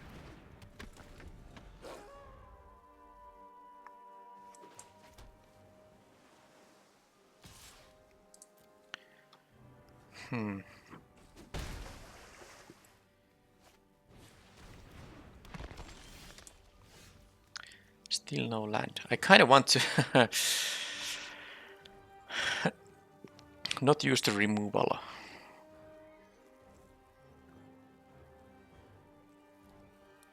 Until I have the Coldest Procession here. But I can attack now because I can make it into Knight with the Celestus. So maybe, I mean, if they block and have, maybe they kind of miss the fact. Well, they don't. They are not foolish at all. So let's just do this and play the Reservoir now. Before I use my instants, I want to use them. I play this thing so I can start racking up those counters. Now I'm losing the race currently, but I have here a bunch of nice, ways to. Oh man, that was annoying. Stolen Vitality. I really would want to have. Man, this drain of 2 life, that was really relevant because now if I attack, they just take it and they don't care. I also can't leave this thing to block and threaten to make it into a 4-4, or I guess I can just make it into a 4-4 by not playing anything. I will have the Defenestrate, but problem is if they have any kind of interaction, they bounce or kill this somehow. I'll take 7 here. I actually just needed to draw some lands now, I think. Did I keep a 3-lander? I think I did. Well, there's a Celestus as my 4th mana, but the problem is if I play the Procession, this won't, it won't become a Knight. I think I'll just not play anything, have the Defenestrates up. Yeah, and I will also get to loot, gain life and loot now when it becomes Knight. They have something for, maybe that's just the opt variant, yeah, the Consider. Let's see, I kind of hope they mill a card here. They did. They didn't want to have another Siege Zombie. So now I will draw a card and discard. See what it's gonna be. I will gain life anyway, and then I can choose to draw and discard. Hobbling Zombie will be good. It still wasn't a land, by the way. I think the Stolen Vitality might not be what I need here. Although I think the Seize the Storm is also a card I don't. So expensive. Yeah, let's close it. But now problem is, if they have removal spell, I will just basically lose the game. Like I said. Like I said.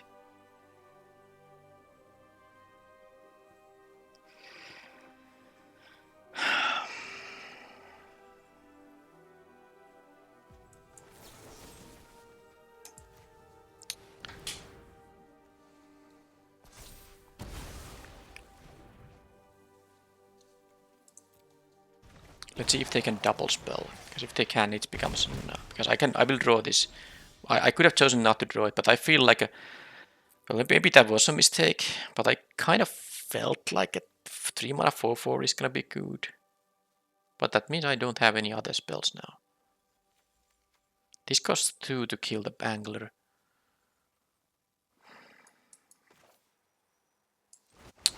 Yeah, maybe I should have not played it on the...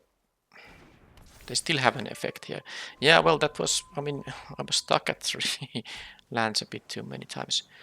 I guess it's still so that if they don't have another interaction here, I will be in a decent shape. If I could stabilize, I would be having the tools to be able to win here. Because I can kill the Seed Zombie. The Amalgam, that doesn't matter. I have another Defenestrate. They mill me, I got... this thing actually gains lifelink, by the way.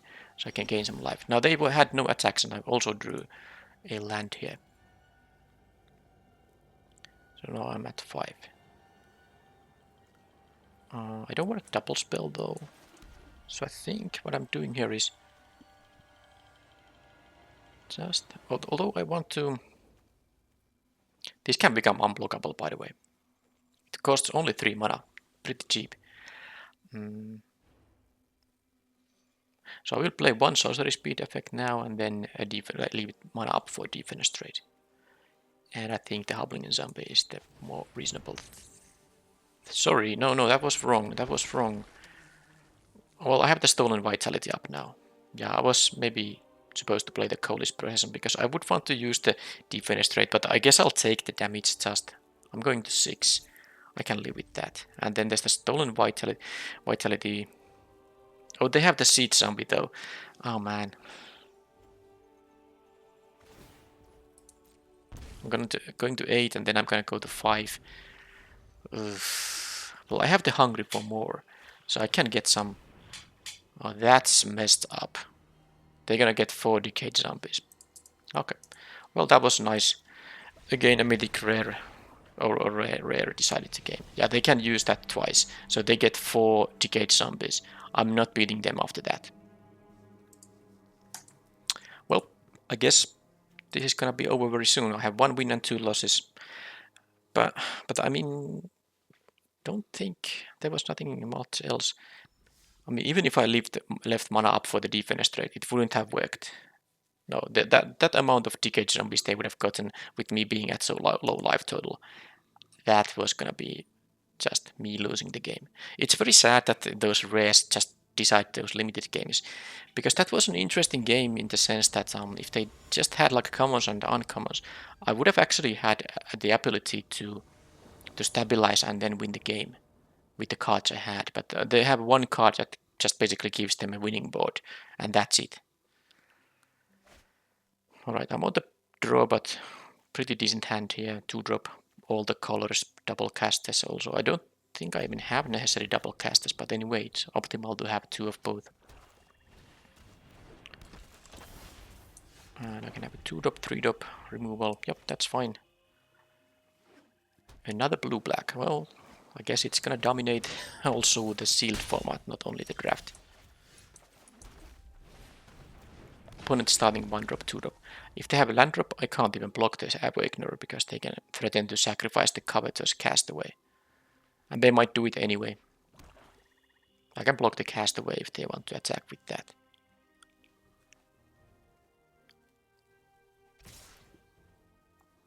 If they have something like a Blade Brand or the uncommon that kills a creature that was dealt damage, so be it. I kind of wish they did do that thing, because then I could have used the Defenestrate. Oh, they have a counter spell. But I have a Neonate's Rush for now.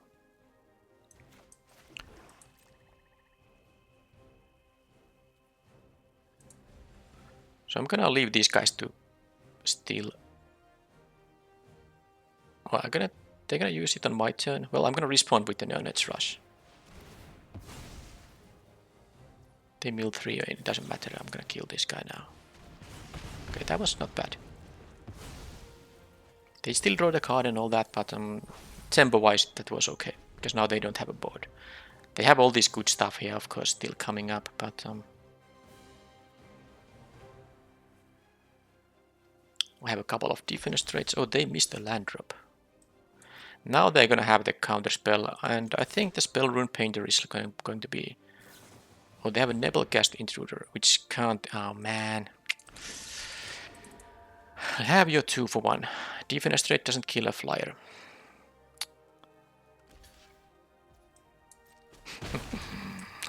Okay then, okay. Maybe I should have played the 3 power creature. Well, let's see if they're gonna miss more land drops. Who knows, maybe I can.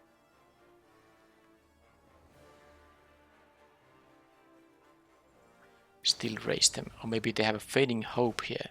Scry. Scry to bottom. They actually fixed the bug that, you know, didn't show the Scry outcome. Stuffed bear. Okay, well that allows me to double spell. That is at least good. So let's play the painter maybe again. Or maybe the 3 power guy. No, let's play this thing. I'm not killing the intruder yet. I might be able to raise the 2 power flyer. So if they play something like a, oh, let's guess organ holder is the next card they're gonna have. Okay, they just do that instead. So now with this thing, I'm actually because I'm taking 6 here, so I'm going to kill the flyer now. Sadly, this is just a 3/4, so it won't be able to kill the stuffed bear. Geist wave. Oh, I mean, still tempo is mine. They can't really use 2 mana that many times here. Let's just play my stuff here and the defense traits. Well, maybe at some point we'll do something. Okay. But now I know about the Nebelcast intruder, so it's not that good. That will be killed with the defense trait. They don't have a land.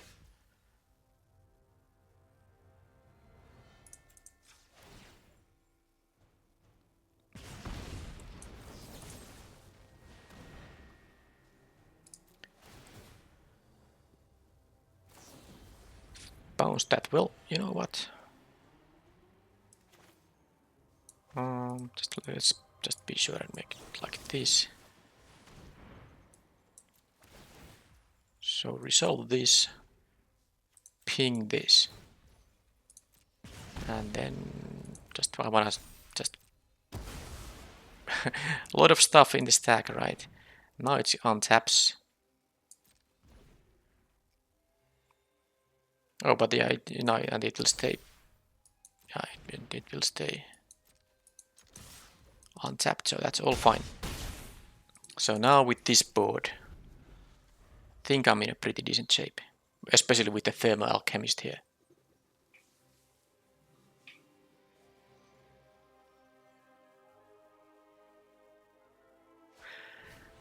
Another Awakener. I'm gonna play another, and also this thing gets killed by the no-nets rush. I'm gonna sideboard it in. Now they don't have a way to, because this requires sacrifice another creature. This becomes creature by using 2 mana, but that's of course not going to. I mean, then they don't have the 3 mana available here. Now they have the Nebelcast intruder here. It's gonna give -2 mana, so but this would be a 3. Yeah, they can't kill it, so I'm gonna use this.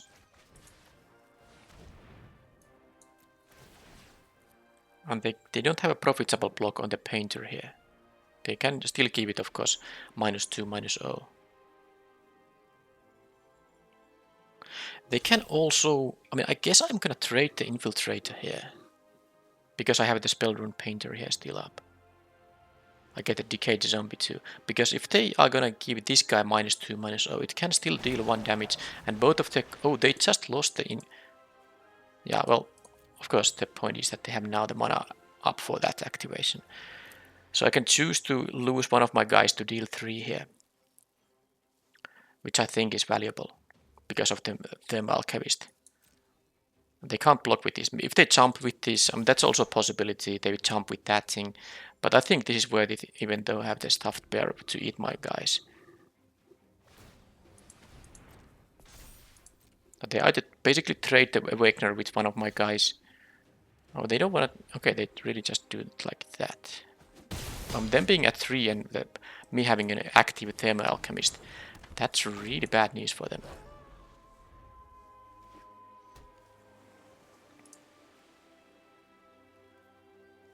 Behemoth was the other card they discarded. Well, they have a kill spell on that, but, I mean, look at my board. How they're gonna survive this next turn, because they have 2 blockers if they leave 2 mana up, and I have 3 lethal attackers. So... And if they tap mana for anything, they won't be able to get the stuffed bear happening.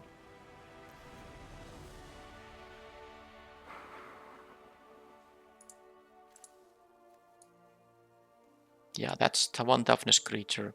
And I also need to play the black-red deck now because I need to kill the Morbid Opportunist. The white-blue deck has very, very few ways to get rid of it. But with the 1 toughness creatures I saw, Neonate's Rush will be played. What else did I see? Stuffed bear would be killed by them. It would be killed by them. Raise the effigy, and it has a secondary mode when they don't have the artifact available. So, come on. But I already have to lose one of the cards. Maybe it is the no way out now. I play the Neonate's Rush instead. I think I quite like the Celestus. I will still keep it with all my werewolves. Making knight whenever I want it to be knight is quite valuable, and the looting ability is, you know, if the game goes long, it does something. A Rotten Reunion. They play blue-black, so I'm assuming, yeah, something like a Covetous Castaway, exiling those things will be valuable. So I'm going to leave it in the deck. But now the question is, do I want to play the Raise the Effigy just because of the stuffed bear? I don't think it's really worth it. So I think something like a Stolen Vitality would still be better. But I do like the deck as it is, so let's make the one change. So the discard 2 spell was traded, was changing places with the Neonate's Rush because I saw at least 3 creatures with 1 toughness. Well, now I think this is the first mulligan in the event, so I guess it was about time. Well, I have the Celestus, so any land I draw will allow me to have both colors. This is fairly easy keep. Now I do like the Thermal Alchemist a lot, especially if I could play it early in the game, but this is not going to be a turn 2 play necessarily, and the Spell Rune Painter is quite good. I'm keeping the Defenestrate, and I'm keeping the Siege Zombie just to have a 2-drop. And I have to keep the Celestus because if my third land is a swamp, I want to be able to, you know, add red mana. So the card I'm not gonna use here is either of these 2. I guess with the Celestus, this becomes a, you know, the bigger version of itself, more easier. So it's kind of nasty, but I feel like I have to lose the Thermal Alchemist, even though it's really good. Okay, so the first thing, I need to draw a land in 3 draw steps. First one, I didn't get there. Second one, I didn't get there. Third one, please, pretty please. And I still have to tap out on turn 3 to a card that doesn't do anything, but it's of course going to be a lot better than not drawing a land at all. Okay, they can bounce that Scry. They Scry to top, so they basically lost the card there for a little bit of tempo. I guess I have a play available now if I don't draw land. Curse of Leeches. Okay, that's not nice. Well, I can kill it with a Defenestrate. And there's a Neonate's Rush for the Ecstatic Awakener. But I still need a land. That was 3 draw steps. 0 lands. Well, there's the Organ Hoarder. They had to have it, of course.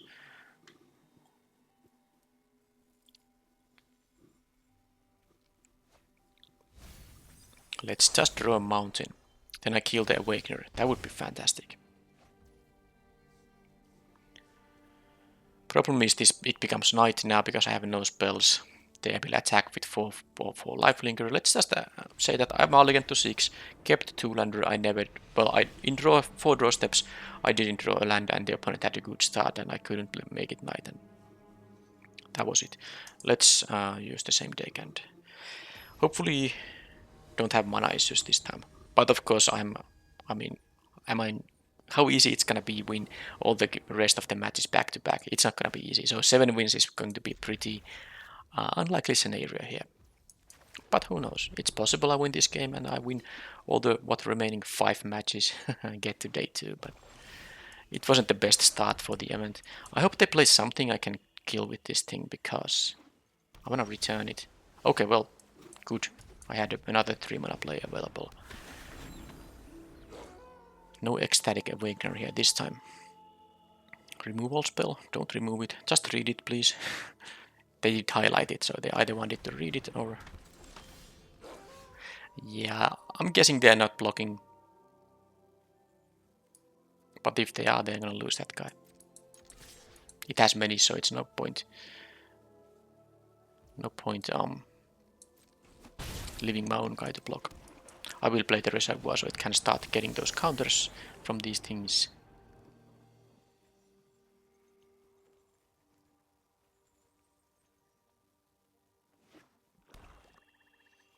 Are they gonna play the 1 toughness creatures? They could have the Nebelcast Intruder. Organ Hoarder, yeah. Not good. That is such an insane guy. Why does it have to have an extra point of power? I mean, if it was a 2-2, it would be still very good. Okay, so I guess I'm going to attack for... I don't like taking 5 though, but I guess I have to.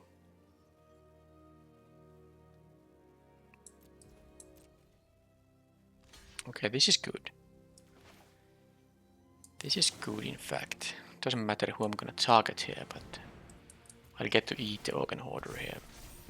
And I can still play the Thermal Alchemist. Didn't expect them to block there, but it's very good that they did.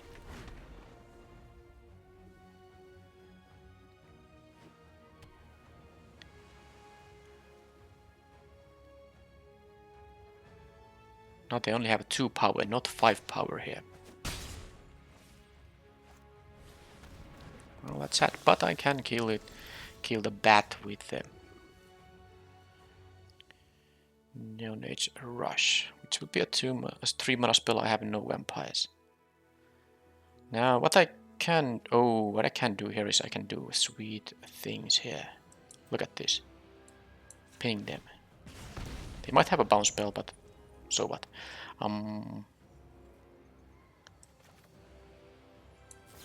Kill this thing. Get all the triggers. Draw a card. Remove 2 charge counters from this. Deal 2 in here. And that's, by the way, any target. Meaning that it can also pile up a bunch of counters and deal damage to the opponent. But yeah, that was a sweet turn. I'm definitely playing all my lands now, even though I have the looting artifact here, but I have also this thing that can... This is how good the alchemist is. They chose to kill it rather than the spell rune painter. Anyway, with this thing, exile the top card of library and you may play that card this turn. It's definitely worth playing all your lands so you can play all the cards you might be exiling. Seize the Storm. Now that is good too. I have 8 mana. I can play the Celestus and the Seize the Storm. I can't play the Elementalist and this because that's a total of 9 mana, but it's still fine.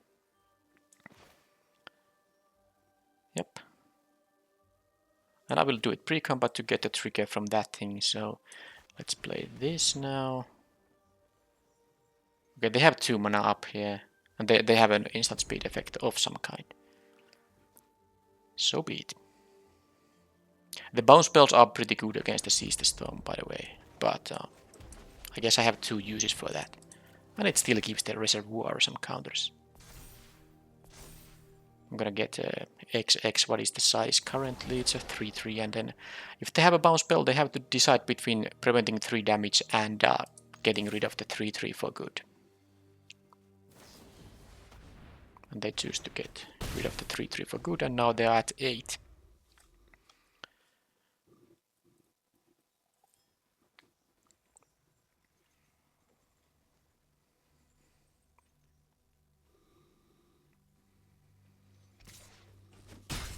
Okay, they need to deal with the... Okay, it's night now, I get to do this thing. Midnight ambush there. Okay. They had to remove all there. Is there a reason for me to do anything like this? I don't think there is. So they had cheap removal. I mean, defenestrate, Geist Wave on a token, kill spell. That's how it goes. So if I draw, I have to discard a card. It's just that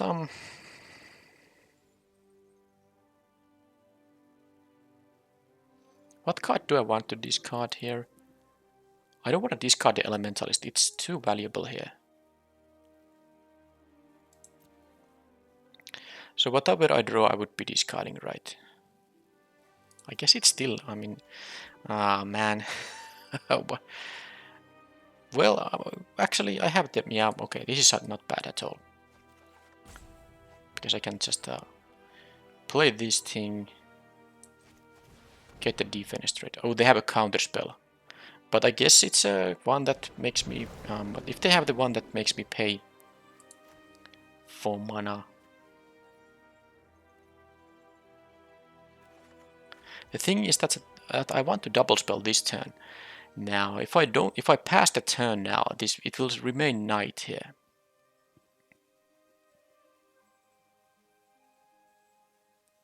But it feels like they have... Now they could have the bounce spell too. Fine, okay, if they have the bounce spell, I'm gonna do this. They don't necessarily have the counter spell specifically. Okay, that just worked now. Okay, good. And then it becomes night. I can Nebelgast Intruder. Alright. I can kill it with the Reservoir very easily. Let's again draw and discard, and this time I can discard the land here. I would have been able to discard the Festival Crasher too, if I drew something better here. And this, I don't have to remove all the counters. I can remove any number of counters, and then I can kill the Nebelgast, and one counter will still remain here. Now I don't also... I'm at 14, so I don't have to... Okay, they get to exile the Seize the Storm. That was annoying. Ooh. That was really gonna be a good card here. A big token would have been. Are they really stuck at 5 lands in here? Well, I guess I can kill all these stuff with the Geistland Reservoir. And I can start looting here too.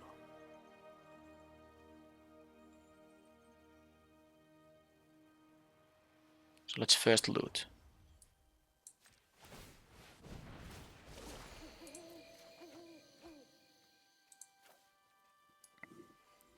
So Mountain goes away. Then I will kill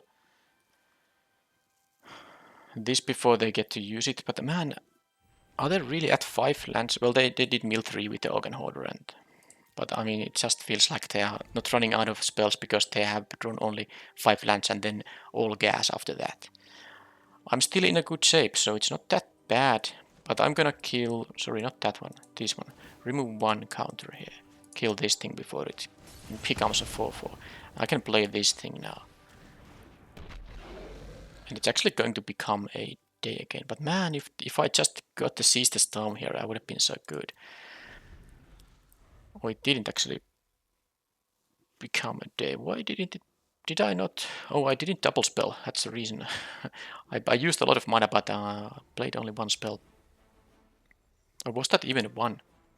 Wait a minute. Did I cast a 1? Yeah, I played the Festival Crasher. Chaos of Leeches. Alright, alright. Well... Alright, okay. This is really annoying. Because I mean, if they just had like a normal amount of lands and spells, they would be running out of cards, but no, they still have 2 spells in their hand. Unless they're sandbagging the lands for some reason.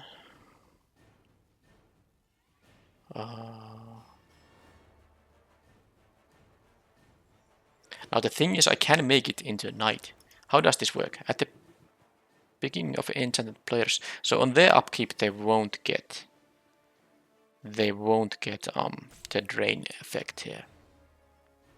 Because I can use the Celestus in here.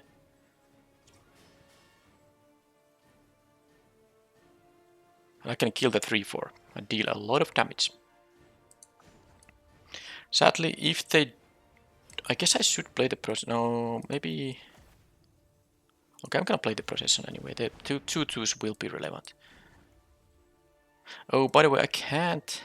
Oh man, I miscounted here. Because I need mana for this thing too. If I use 3 mana now, I can't use the Geist Flame Reservoir and... Oof.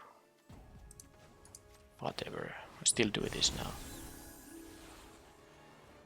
To prevent him from attacking me. Yeah, let's draw and discard, I guess. Sure. Well, I need the Pyre. The zombie would be good though. I think I killed the intruder here instead. Yeah.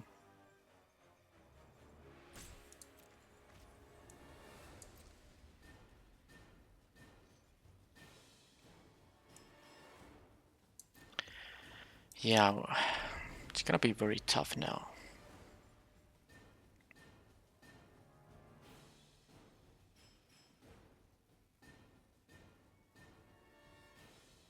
But if I kill the intruder, I will get the 2/2 decayed zombie. They use an eaten alive on that. There's not much I can do about it. They used all the 5 mana for that though. And now it doesn't become night because they played a spell. So this is not so bad. Can I win here? I don't think I can. No, it's more valuable to kill this to get the... Yeah. Get the decayed zombie here. They're gonna go down to 4. No blocks. Take 3. They will get the drain effect, but that's just... Okay, Rotten Reunion will be good. It'll be really good actually. Because it gets, you know, multiple counters on this thing.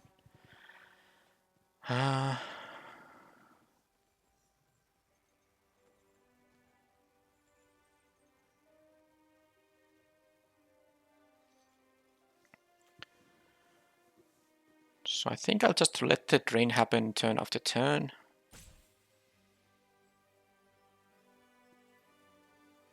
I want to kill this guy though. Maybe I should do it right away. Now that they are tapped out.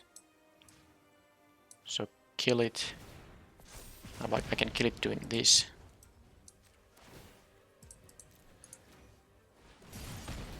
Oh, no, I still have actually double. Yeah, I have the mana for them. Rotten Reunion. I can cast it twice because the Celestus taps for any mana, of course. So I will get 2 tokens here now. They don't know about.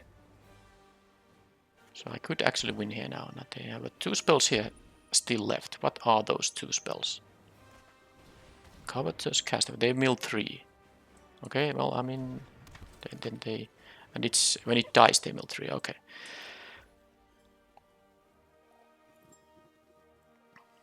So they're gonna go to 6. I'm gonna use this at least once. Doesn't matter which I'm gonna have here.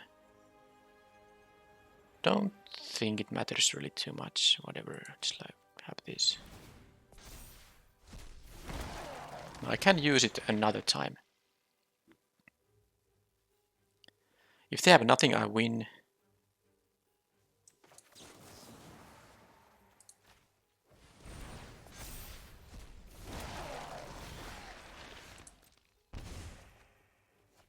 Well. How about this? And do I still have the guy? Yeah, look at this. What a set of draws. Okay, now I don't think it matters what they might have in their hand. Because my Geist Flame Reservoir is also dealing 4 to them. It's any target, like I said. Okay, I'm still in the event. I have to have a little break here, actually. There's gonna be a TV show I don't want to miss here, but I have a lot of hours to still finish the event, so it's gonna end in let's say it's gonna end in 7 hours, so I think I can get my 1 loss or 5 wins in 7 hours, even though I have a little bit of pause here. Of course, for you there's no pause because video will continue in a second. Okay, so here we go again. I had around 3 hours of break here, but I think I remember my deck enough that I can just continue normally. Is this the first time I'm on the draw in the first game of the match? Because I think I won quite a few die rolls in the previous matches. Alright, well this is a one-lander. I'm on the draw here, but yeah, it's obviously mulligan here. Right, well, it's not ideal, but it's gonna be a keep. I do have the Festival Crasher and the Thermal Alchemist, and if I draw any land I can play 2 additional cards. If I draw a swamp I have the excellent Morbid Opportunist here. But I have to of course ditch some card here, and because the Opportunist is so good I'm not gonna lose that, even though otherwise you might want to lose the kind of the card that requires a specific basic land to be drawn, but it's such a good card that I don't think I'm going to lose that. Now I do like the fact that the Rush is going to draw me a card. If the third land is going to be a mountain, I want to dig into the swamp here. So I think the Festival Crasher is the card I'm gonna cut here. The Thermal Alchemist maybe is able to deal more damage here. It's not that good in the defense, but then again the 1 power creature isn't great either. Okay, well, first of all, I have a target now for the Neonate's Rush. Unless the opponent has some mill effects, self-mill effects, I should be able to have time to kill it. And of course, the good news is that I drew a third land and it's also a swamp, so this is fantastic. I might even have time to play the Morbid Opportunist before I kill this thing. Oh, that's another target for that thing. Well, opponent has a strong start here. But, well, I have here pretty kind of an obvious place. Okay, they milled a defenestrate. That's good for me, I think. They still have they have 0 creatures, so this is not gonna transform anytime soon. They are attacking. I can't block the Awakener because they could sacrifice the Sprout to make this into 4/4, but I think I'm gonna prevent 1 damage. If they have a trick to kill this, I think I can live without the Alchemist here. Probably they just want to deal 1 damage, because of course this attack is something they would make no matter what, because they will force through 1 damage. Anyway, they have 3 colors, all the basic lands on turn 3, good for them. Okay, so they didn't even play a spell yet. Doesn't mean they have nothing. They have something that has flash or an instant speed effect, but no matter what, I'll just play the Opportunist here. They might also just use the Awakener, but although they won't be doing it anymore because they should have done that in the response. Because now if they sacrifice the Sprout here, I would you know, get the card from this thing. Still, a removal spell was not exiled but milled. They have another Sprout here. Wow. And they have another borrowed time. What is this?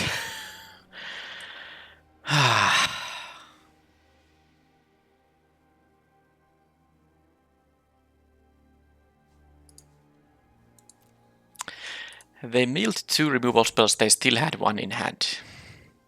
Well, there's nothing I can do here than let them get the Morbid Opportunist, which is so sad because I thought I was in a good shape here. I really thought I was in a good shape, but no, I'm no longer in a good shape here, because now all the cards are problematic. All of them will become big. I can kill only 1 of them, even though I can kill it with value, you know, drawing a card while I'm at it.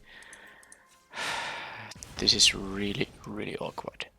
Okay, the Rotten Reunion helps me actually, you know, in the sense that these things will not transform anytime soon. So I'm just thinking if I should kill the Awakener or 1 of the Sprouts.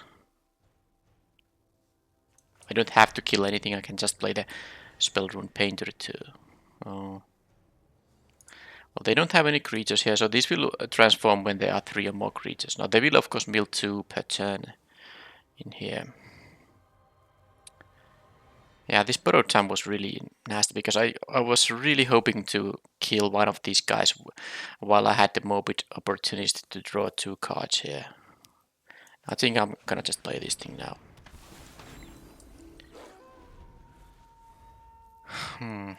Yeah, that start the opponent had was a nasty one. Okay, now they milled a couple of lands. Well, I suppose at least they still don't have creatures. They might actually make the ecstatic awakener into a 4/4, but not yet. Now I'm not using the rotten reunion now. There's no point because I want to exile at least creature cards to prevent these things from transforming. Yeah, this is pretty annoying too. It's a werewolf. So when it becomes blocked, blocker gets -1/-1, and then if it's night, it's the same effect applies. And when this, okay, well, actually, this is not that amazing. I mean, it's still gonna be a 5/4, a big creature, of course, but whenever a creature blocking this thing would die, I'll lose 1 life. I don't think that's such a big deal. I can just consider this being a 5/4, or maybe I find a defenestrate or something to get rid of it. But how do I do this turn? How do I do this turn? I feel like I'm gonna want to attack. Try to deal some damage here. I don't think they're gonna block, because if they block, I have a good time. So now I'm going to ping, and I think the Awakener is what I'm gonna kill here now. Because I want to do it now to deal more damage to them. Okay, land wasn't great, but it's fine. So now they have 1 creature in the graveyard. If both of these things mill a creature, and the second one will transform. But maybe I just hope that won't happen.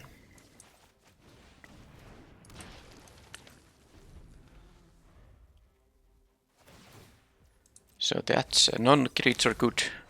And that's a path to the festival, which isn't really... I mean, if they use that, I don't mind. They're gonna use their turn for that thing. They get to scry 1, but it's not really a big deal.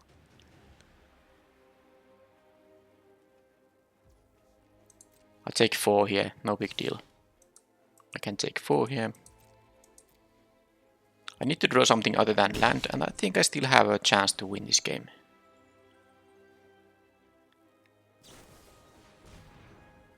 Okay, well, not so much anymore. The Spell Rune Painter was a big part in there. I have no way to boost it in any way, so that was sad. I can still attack with a Siege Zombie, and I have the Alchemist here. And Elementalist will get me a Neonate Rush back. That is actually very good. They won't be... I mean, they have an empty hand now. They only have the path to the festival here. So this is not so bad. Of course I'm gonna attack now. If they double block, that would be fantastic news. They are not gonna double block. And then what I'm doing, I will play the Ardent Elementalist here, and I can't double cast this. This is total of 3 mana to play the spell and the flashback cost. I have only mana to do it once, so it doesn't matter what I leave up here, at least as long as 1 swamp will be kept. And well, there's no point. I mean, am I going to allow them to play the path to the festival? Yes, I want to rather exile creatures from their graveyard. So let's see what this gonna mill. That's a non-creature, okay, and that's a non-creature. I guess I could have... Yeah, that was a mistake, I think, because I want to use the Rotten Reunion anyway. Oh, they have the morbid opportunist of their own. What a draw, what a draw. Oh, that was disgusting. Oh, that was disgusting. They still attack though. Not sure if they want to do that. Don't think they want to do that. Well, I mean, I'll take 4. Now I have to decide if I'm... Because I'm gonna attack with all of these. If they block with the opportunist, they will lose it if I use the Neonate Rush and that. Do I want to have a Decayed Zombie? That's the question. I think I will have a Decayed Zombie here. So let's exile the... Oh, they have the Awakener, by the way. When did I miss that? Of course it died. Well, anyway, I'm gonna exile that. Or I can now... Do I care about the path to the festival? I don't. Okay, I'm gonna exile that. I actually should have realized that's a thing. Okay, so that's not a bad one. I'm actually surprised they attack with the 4-3 because I am able to deal some amount of damage here.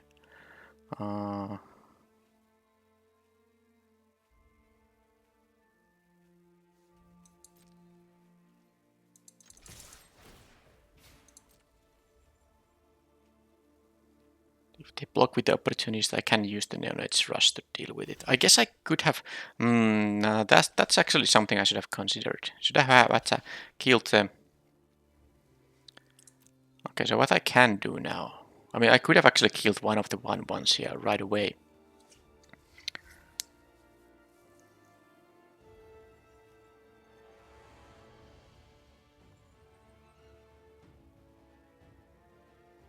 I guess I could let them draw a card here.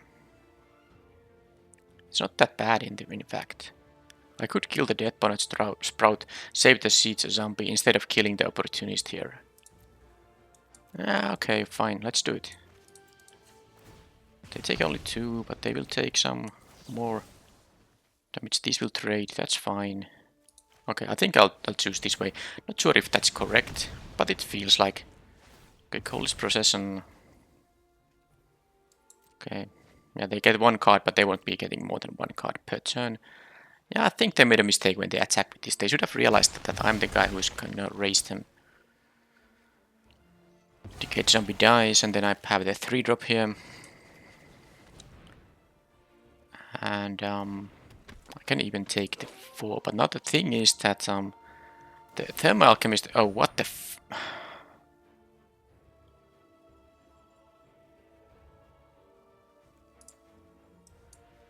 Defenestrate times 2, borrowed time times 2. Well, yeah, of course that thing dies. Now, that I still have a chance to win. I'm actually a pretty good chance to win, but that did lower my chances quite a bit. That was a very fantastic draw they had in there. They have another... Okay, the Coalish Progression of their own. That doesn't do anything. Are they gonna attack? Well, I guess they have to, because otherwise they will just, you know, lose the game. But I'm gonna deal here a bunch of damage with this. If I draw an instant or sorcery, I think I win. If I have mana to do all that. Yeah, well, anyway, I take 4 here now. Yeah, because I get to ping and then I... Yep. Okay, I mean, it was even a pretty fantastic one, but yeah, I win now. But yep, that was a close one. This was an amazing draw. Just, I mean, I can only do this and they already lose to this. Thermal Alchemist, fantastic card. Okay, so it seemed pretty tough. They are splashing for the borrowed times here, so maybe I can... Yeah, clearly it's a black-green deck that is splashing for the borrowed times. Now, I don't have any ways to deal with enchantments, but I guess it's a 3-mana sorcery that deals with any non-land permanent I might have. Defenestrates are there. Death Bonnet Sprouts, and then there's the Awakener. They have a Morbid Opportunist, so that means I don't want to play the blue-white deck, because this deck has kill spells for the Morbid Opportunist. It's just so good. I have to have some answers to that thing, because it's so bad when they can land the Opportunist. Now my deck has it too, so it's a pretty fantastic card.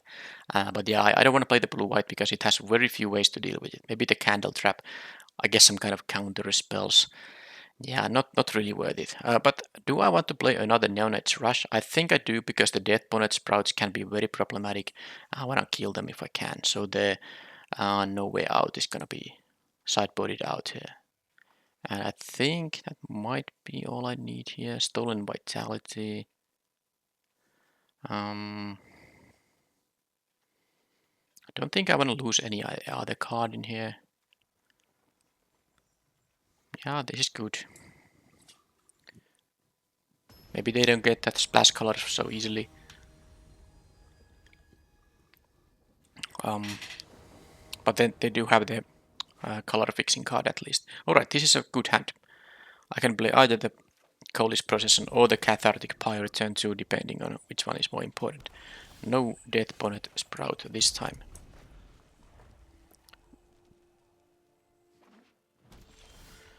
Okay, let's play this thing. Oh, what the? I played the wrong land. Well, I guess the Pyre can still kill their 3-drop. It's not so bad if they have one. It can't kill that, so I just lost a bunch of tempo there. Well, whatever. I should have this on the battlefield right now. I don't know what happened, I just played the wrong land. Okay, so they made it into knight. Now this has menace and it's a 4-4. That's not bad for me unless they have a defenestrate, which I saw there a couple of times. But I mean, I'm gonna attack. Well, they have definitely something. So I'm assuming it's a defenestrate. Ah, yeah. Sure, have it all. And I can play at least a another werewolf while it's knight. This is better than this because this gets +2/+2 from the cathartic pyre. Could be relevant.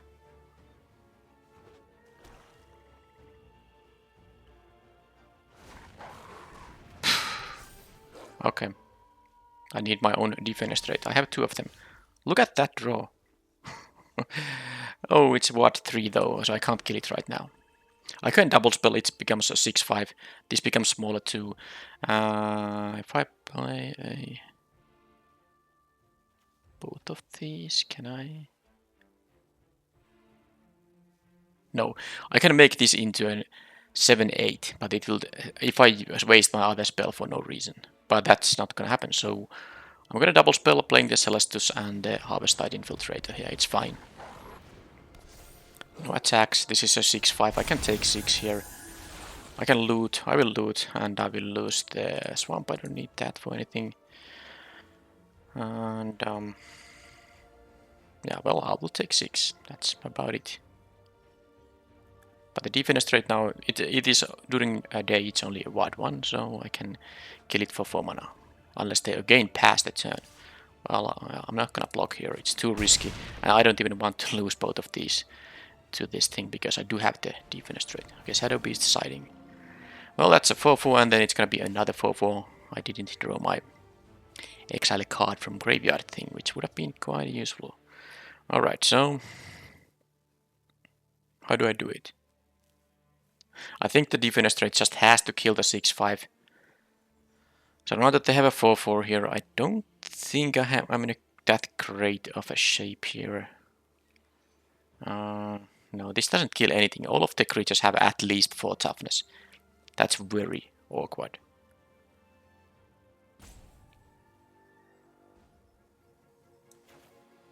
Guess I'm gonna do this. And I guess I'm gonna do this. I can cast the not cast, but pay the ward cost because of the Celestus giving me mana. Yep. And no attacks because they have a bigger creatures than I. Well, more toughness than I have power maybe. They get another 4/4. Now I can double block this guy if I want to. I might have to. It's really awkward though. But because double blocking doesn't make me lose more than one of these, so it will trade with one of these guys. But they will be able to play the other 4/4. They haven't eaten alive here. Okay. Well, that's got eaten alive. I take 4 now. And it exiles, so this Coalish Procession won't, of course, trigger him.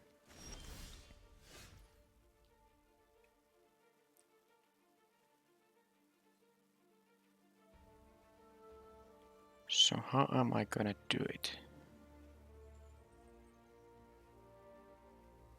I think I'm gonna just attack with both of these guys.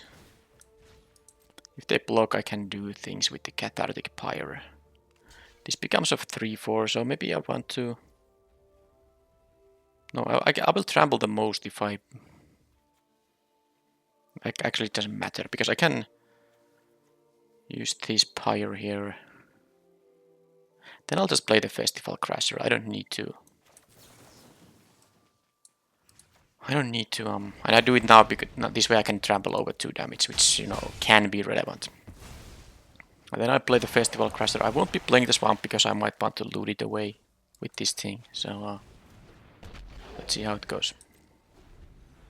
I will take 4 here. That is not great. They will get another 4/4. But I can make it into a... Well, let's see what happens. What they do, what I do, what I draw and all that. But really, yeah, this... Oh, they have more big creatures. Alright, let's just do this now. There's a morbid opportunist. Pretty sweet. Sadly, they have a 7/6. Look at the amount of big creatures they have. 6/5, which was also 8/7 there. Double 4/4s from one card.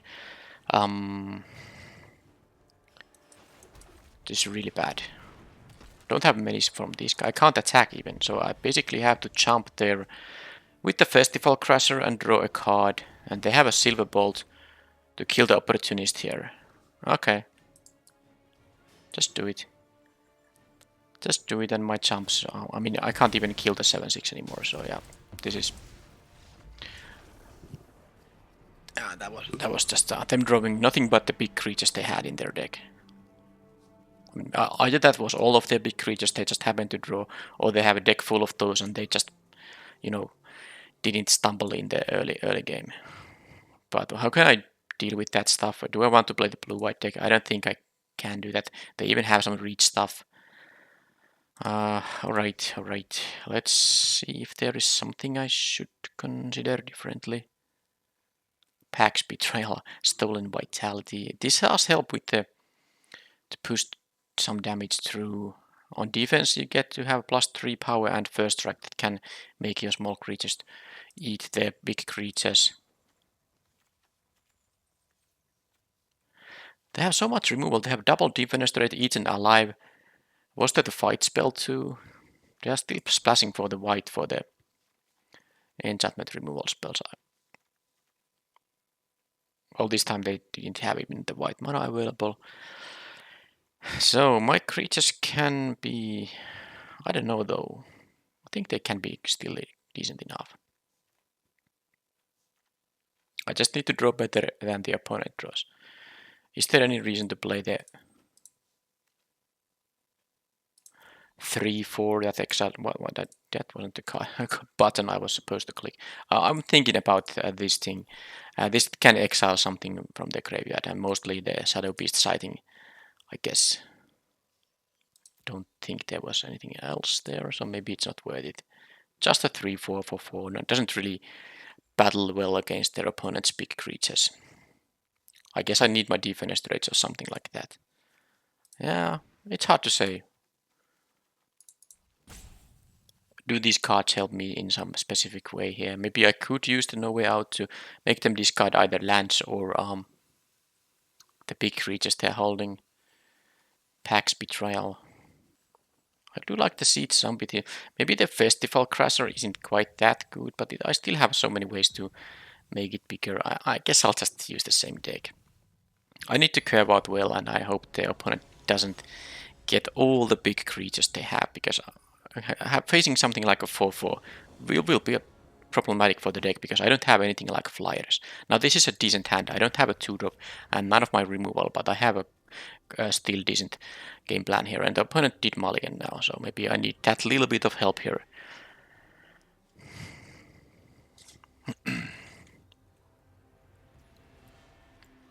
They kept 6.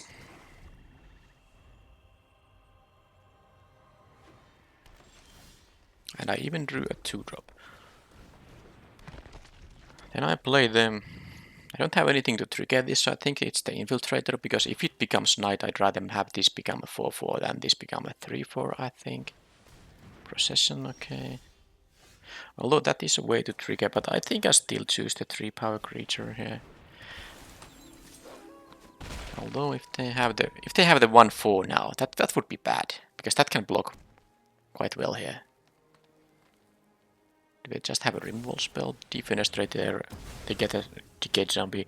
I'm the one who's raising here, so it's not such a big deal. Currently, them dealing with my 3/4 here is okay.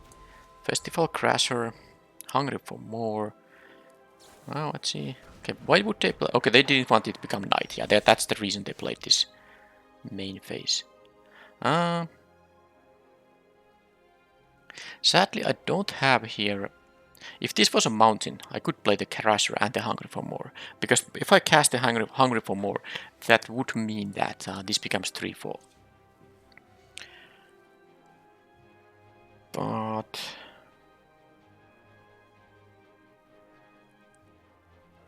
I think I want to play the Festival Crusher. I just attack with these 2-2. Don't think they're gonna block her. Although they could, they get the Decayed Zombie, which I don't care about. I think this is completely fine for me. Then I play the Festival Crusher here, and then I can play the Hungry for More next turn, making this also a 3-power creature. Awakener. Do they have a swamp? No, they did not. They had no land of any kind.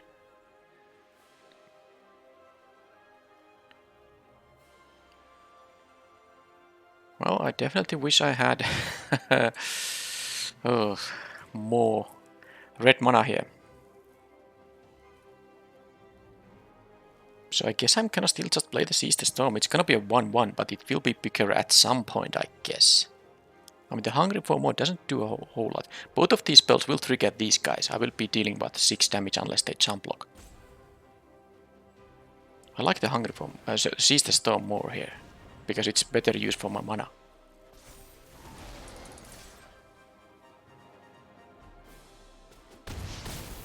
And these things have trample and all that, so I will be able to. Okay, they have now Shadow Beats, I think, but at least they can't make this into a bigger one. Sadly.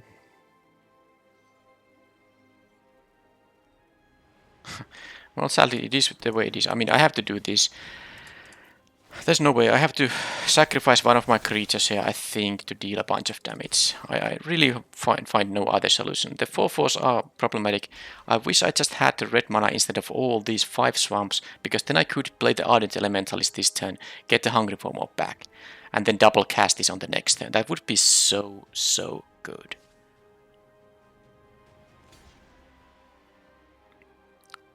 They are taking a bunch of damage or jumping with the Awakener, so there is that, but they are jumping with it. So basically my Spell Rune Painter traded with the Awakener here, which is not the worst situation to be in, but boy did I want to have another red. Imagine if I had another red here. I would really return the Hungry for More here, and then double cast it. Now what I can do here though, is that I can play... And sadly this thing won't get bigger than the 2/2 now. That's problematic. So I think it's time to... I mean, I have to give them another turn, because now I don't have a good attack. They are at 5 now. I can do this like once, and then they will take 2 damage, or maybe... Yeah, it's not gonna work the way I want it to work. I could play the Elementalist, or I could play the Seize the Storm.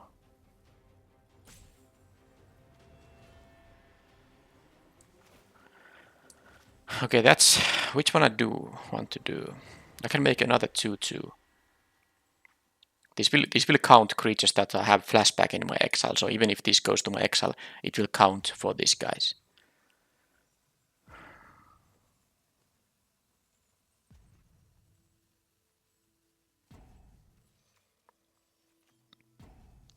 I guess this is better used for my mana, but I don't like it. Well, I have no attacks here.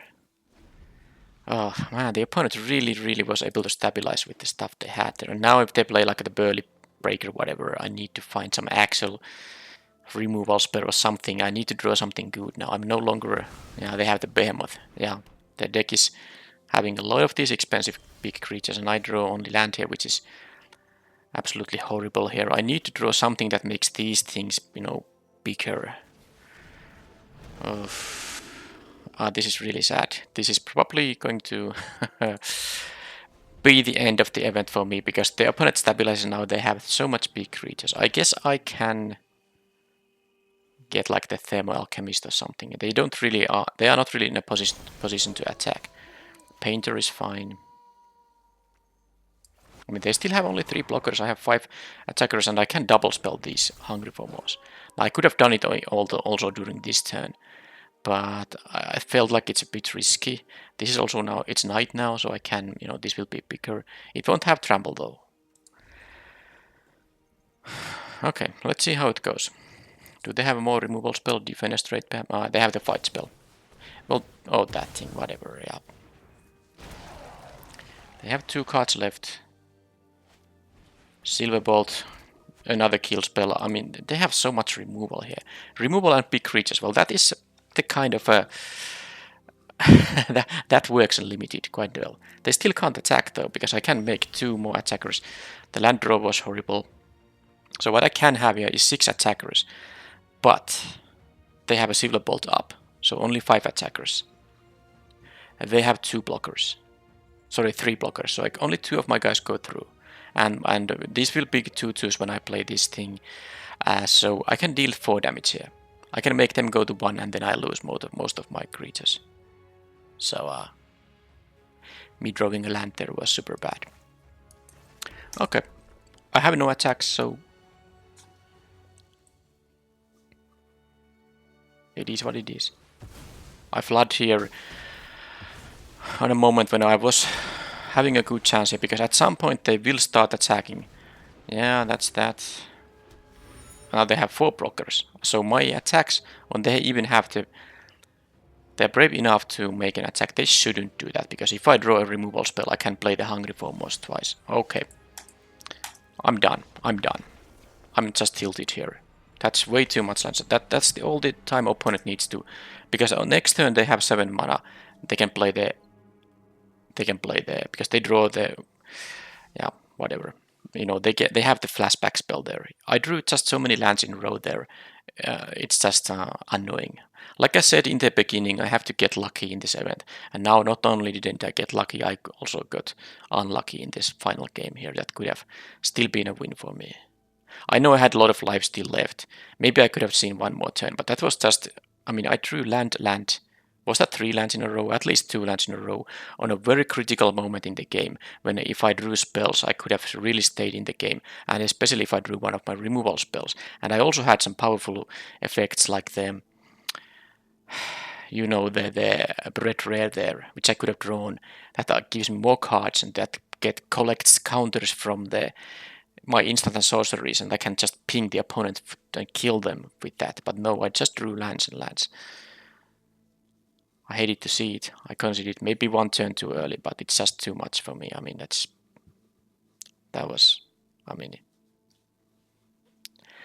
well, claim the price. It's like what, 600, 400 gems here, okay, and no day 2.